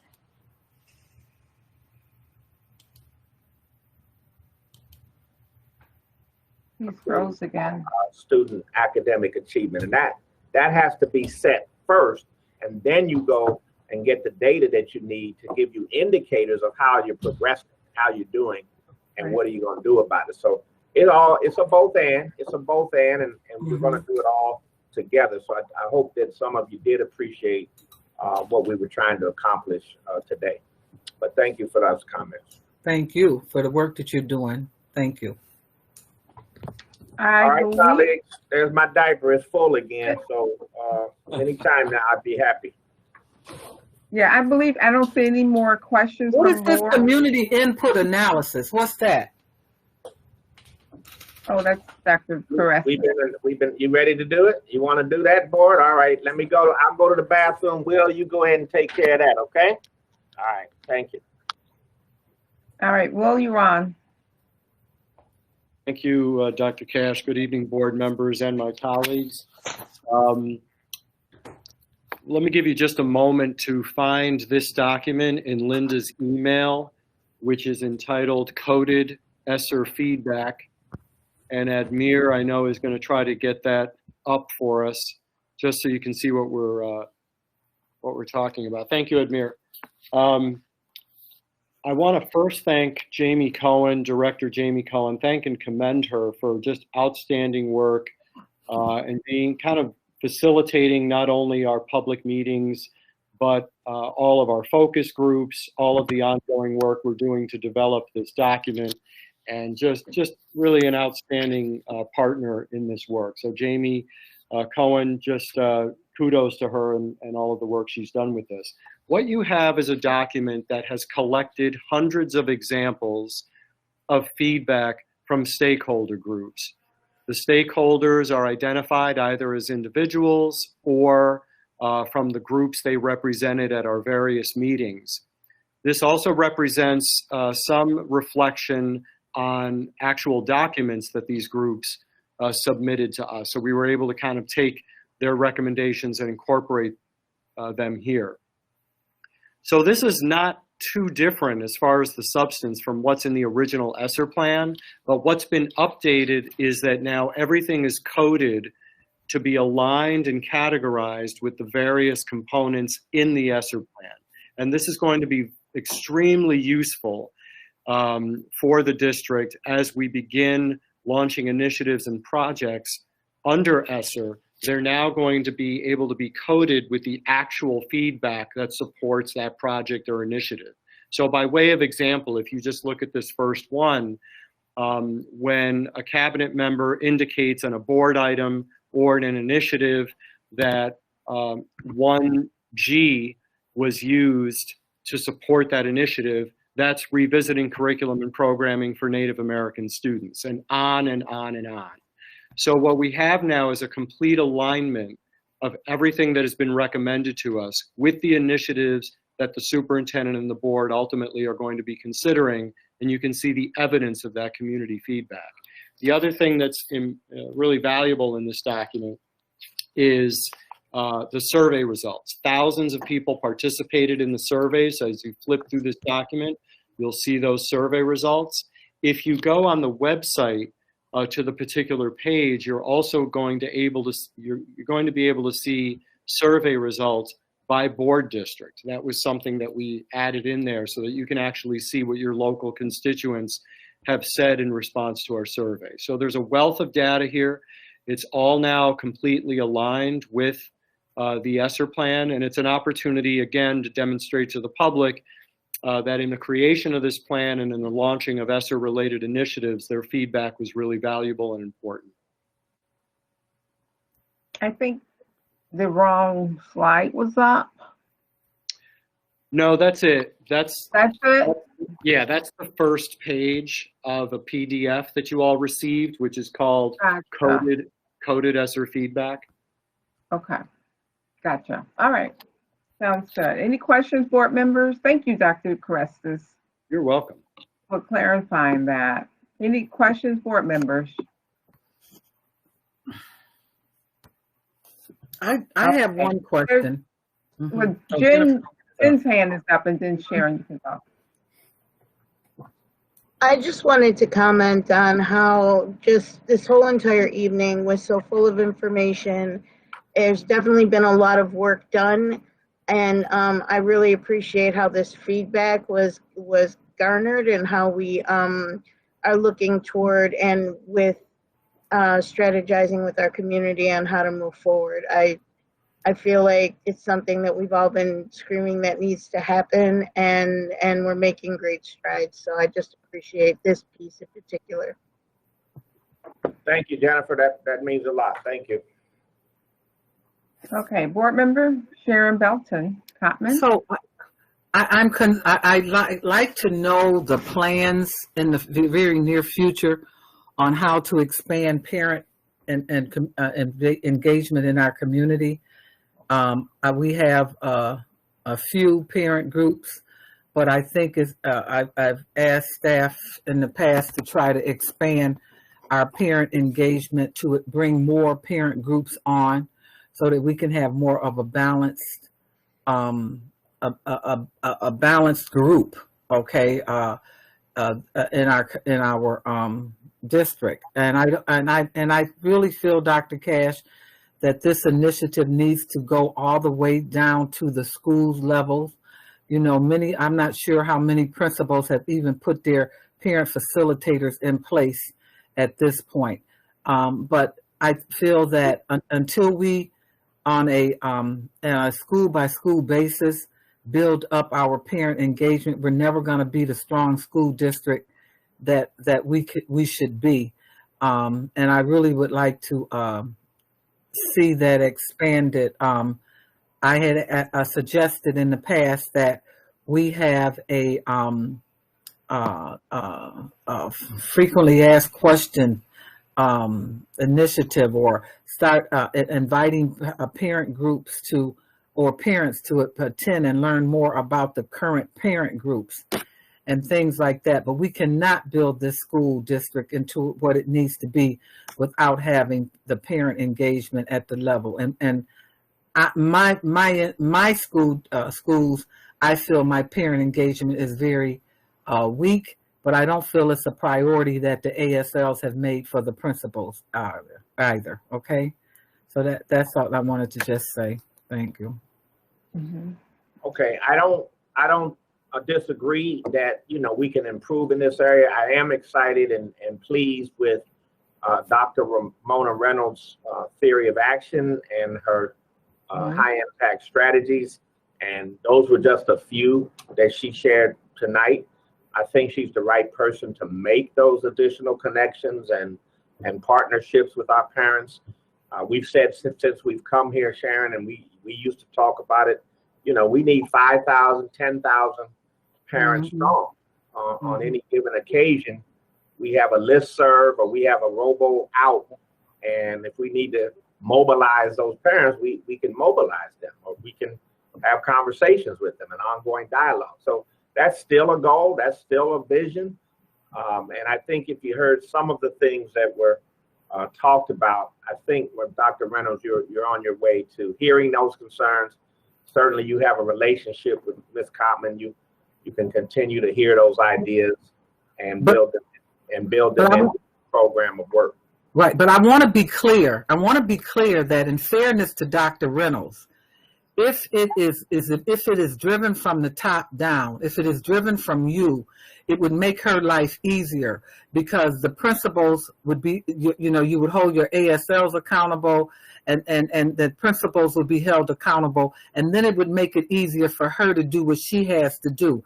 Because as she sits there, she really doesn't have the power to really require the principals to do anything, and they do it whenever they get ready to do it, versus it being driven top down. And that's what I'm really trying to say. It's not a reflection on Dr. Reynolds. I really feel that she has a great handle on this. But I need you to understand. It needs to be a priority. It needs to be a priority in every school. Yes, if you make it a priority, it will get done. That's what I'm trying to say. And I have Dr. Cassandra Wright charged with the principal committees and the making sure that outreach for principals and partnerships for principal work continues to grow. So I hear you as another pathway, another highway should come through ASLs, Dr. Wright's work with principals directly, and so forth. And really all of us, really all of us. So we'll keep working on that. We understand. Thank you for that. Yeah, it's important for parents to become more involved, and we're going to continue to talk about that. Jennifer, you're up next, followed by someone Paulette, followed by Paulette Watts. Go ahead, Jennifer. So I just wanted to point out, and for the public, there are strategies that I'm kind of putting together as the appointed community liaison from the board to the community, touching with both parents and caregivers, teachers, students, administration, business district. I'll be bringing that to the executive committee soon, where it would take a whole month to kind of do some back and forth with different topics that we bring to the table, questions and answers that kind of come back from the community. I'm just giving you kind of a highlight of what I'm going to be presenting. It'll be more formal soon, but this is something that I'm taking very serious. I appreciate with everything I have, President Petrucci in putting me in this position, and myself, and gonna bring to Paulette, to Board Member Woods, as she and I are working on, according to the assignments, we're working on this together. Just more of an engagement strategy in order to help support, Dr. Reynolds and the district, but then also just based off of the event that was held last month or earlier in the month, people are hungry to engage. It's just how do we go about it? So I'm really going to be looking to board members to really expand in their districts, and maybe we can come up with strategies in order to hold more kind of town hall meetings, Zoom calls, things like this, in order to be able to engage folks without putting so much pressure on the district. Of course, all of these, just heads up, all of these kind of strategies and meetings I would like to have. I would love to have district involved so that they're able to garner, the information that's coming in, and it's not so much me just regurgitating to people. So, just stay tuned, but I totally hear you, President or Sharon, and President Cotman Emeritus. Yes, it's still okay. Oh.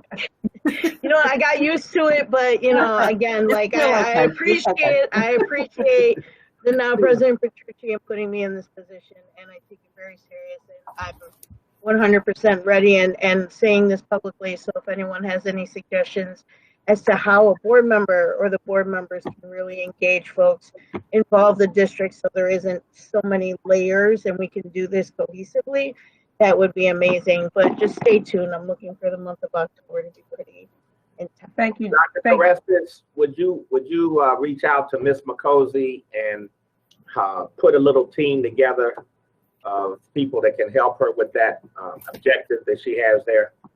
Will do. But can I interject here? I am talking about the liaisons, okay, including them in this situation too. And I don't believe. They all will be. They all will be. Everybody who's supposed to be engaged in community in some way. I mean, we have assignments as board members to parent congress, to whoever. So this isn't just me. I understand that, Jennifer. I'm bringing everybody in. I'm trying to make a point here about liaisons, is what I'm trying to make a point. We are almost through the beginning of this month, and the principals have not put their liaisons in place yet. This has nothing to do with the work that the board is going to do. This has to do with what's going on in the district. So if the principals have not initiated the effort, I need some help from City Hall to get them light a fire under them so that we can have our liaisons up and running so that we can be in the position to try to move the schools, et cetera, et cetera. This is where I'm going on with this. I'm concerned. I'm glad that you're going to be doing that work. But what I'm concerned about is that the laid backness, the lackadaisicalness about not picking those parents by now is an important thing. Okay, you had all year to pick them. You're talking about the parent facilitators, Sharon? Yes. The parent facilitators in the schools. For the schools, yes. Yes. Yes, that's all I'm asking for is the principals we to understand that. We're working on that. Dr. Ramona Reynolds was working with the liaisons, has some good ideas about so why can we see a report on who has put them in place and who has not? Teams have to work with that. So they're doing what they have to do. We're about what? Can we see a report on who has put them in place? What are we in? 2 weeks in? We're 3 weeks in. We're not even, 2 weeks. We're not even at the end of September yet. Dr. Cash, Let it work. We're doing they have work. to be trained in everything. No excuses. Let's just get it done. Not any excuses. Okay, Don't say everybody been lackadaisical. Are you kidding me? Come on now, Dr. Cash. You knew back in June you needed them. And then that's it. We don't have to. You knew back in June you needed them. People, come on. I don't care. I say what I say and I mean it. I know you don't care, and that's a problem sometimes. Right. That's a problem. Sorry if you're offended. I said what I said and I mean it. Because I don't want November to get parents up. Normally it takes November to get parents up and running. We can't get that this year. You have something every time to say something about what's messed up and what's messed up. That's kind of how you do things. Okay, I get that. And when you do that, then you get attention for that. And then here we go. Here we go. But it's always one thing, and then one thing, and then one thing, and then one thing. I don't care if you don't like it. This is not a we have one. Okay, let's move on. Not a perfect system. I know how to run the not a perfect system. Emperor. Order. Perfect for anything. Okay. Let's get the prayer liaisons up. Thank you, Jen. Order. You would have it. Let's get it up and running. Stop taking it personal and do your job. It's time to move on, guys. All right, let's move on. We listen to you all the time. You're acting like that because I had an opinion about it. You don't control my mouth, Dr. Cash. 12 years. What have you done? You don't control my mouth. What have you done? All right. What have you done? Can we please move on, please? It is 9:16. All right. Dr. Cash, it's time, everyone. I can control time to move on, Dr. guys. Cash and former president. Come on, can we calm down? I have a question. Paulette, both of them. All right. So Paulette, you have the last question of the night. It is 9:18 actually. So Paulette, please, so we can close down. Okay. Will, I see you did a lot of work coordinating the information in the package, but it wasn't actually sent out until 6:30, 7 o'clock. So I haven't had a chance to go through it. But what I'm hoping that you're going to say the next step is that we're going to send out RFPs, requests for proposals. We got a grand plan, and we're going to get community involvement, community groups who deliver services and partner with the district. My whole goal behind this, and I believe the president's intention for the American Rescue Act, is to expand services, to build a bridge between the community and the school, to deliver services that will lift our children. That means we have to put our money where our mouth is. If the priorities are set, where is the money? Show me the money. That I want to know, are we going to start doing RFPs? And will this liaison, working with some of our esteemed colleagues and Jennifer and et cetera, will we actually get dollars to community groups who are most effective in delivering mental health services and helping our kids and emotional services, et cetera? I just want to see us expand and help the kids. So, right. Will? It would be illegal to design RFPs and target them towards the types of feedback that particular groups gave. So the answer is, a clear no to that. We're not going to do that. But to the extent that groups want to compete for RFPs that the district publishes on a regular basis, that's something that happens all the time. But we're not going to use the feedback that we've culled from the community and then design RFPs to target, the particular, particular contract with a group. So that the district will not do and can't do. But rephrase that, please. You have a goal, you have a service you want delivered, and I want every person who pays taxes to have an opportunity to bid on delivering those services. Right. And I want them to know about them. I want outreach and communication and transparency to this community so that everybody gets an equitable seat at the table. Now, that doesn't violate any laws, and that is our directive. So, I'm not going to get emotional. We are going to deliver to this community, partner with the community, and expand our outreach. And it's not illegal. Yeah, your question was in relation to the feedback that I believe I presented tonight, is the next step publishing RFPs, presumably correlated or having some relation to that feedback?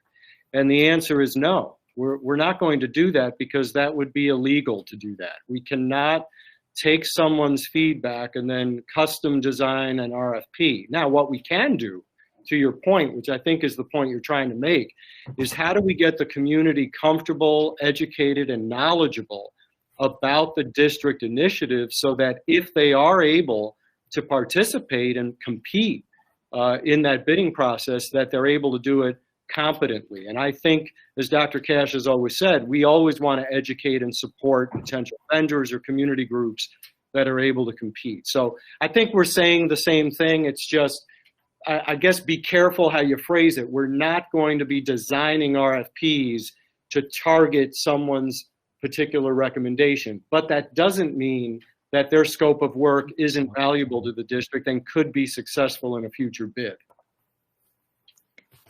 One more time.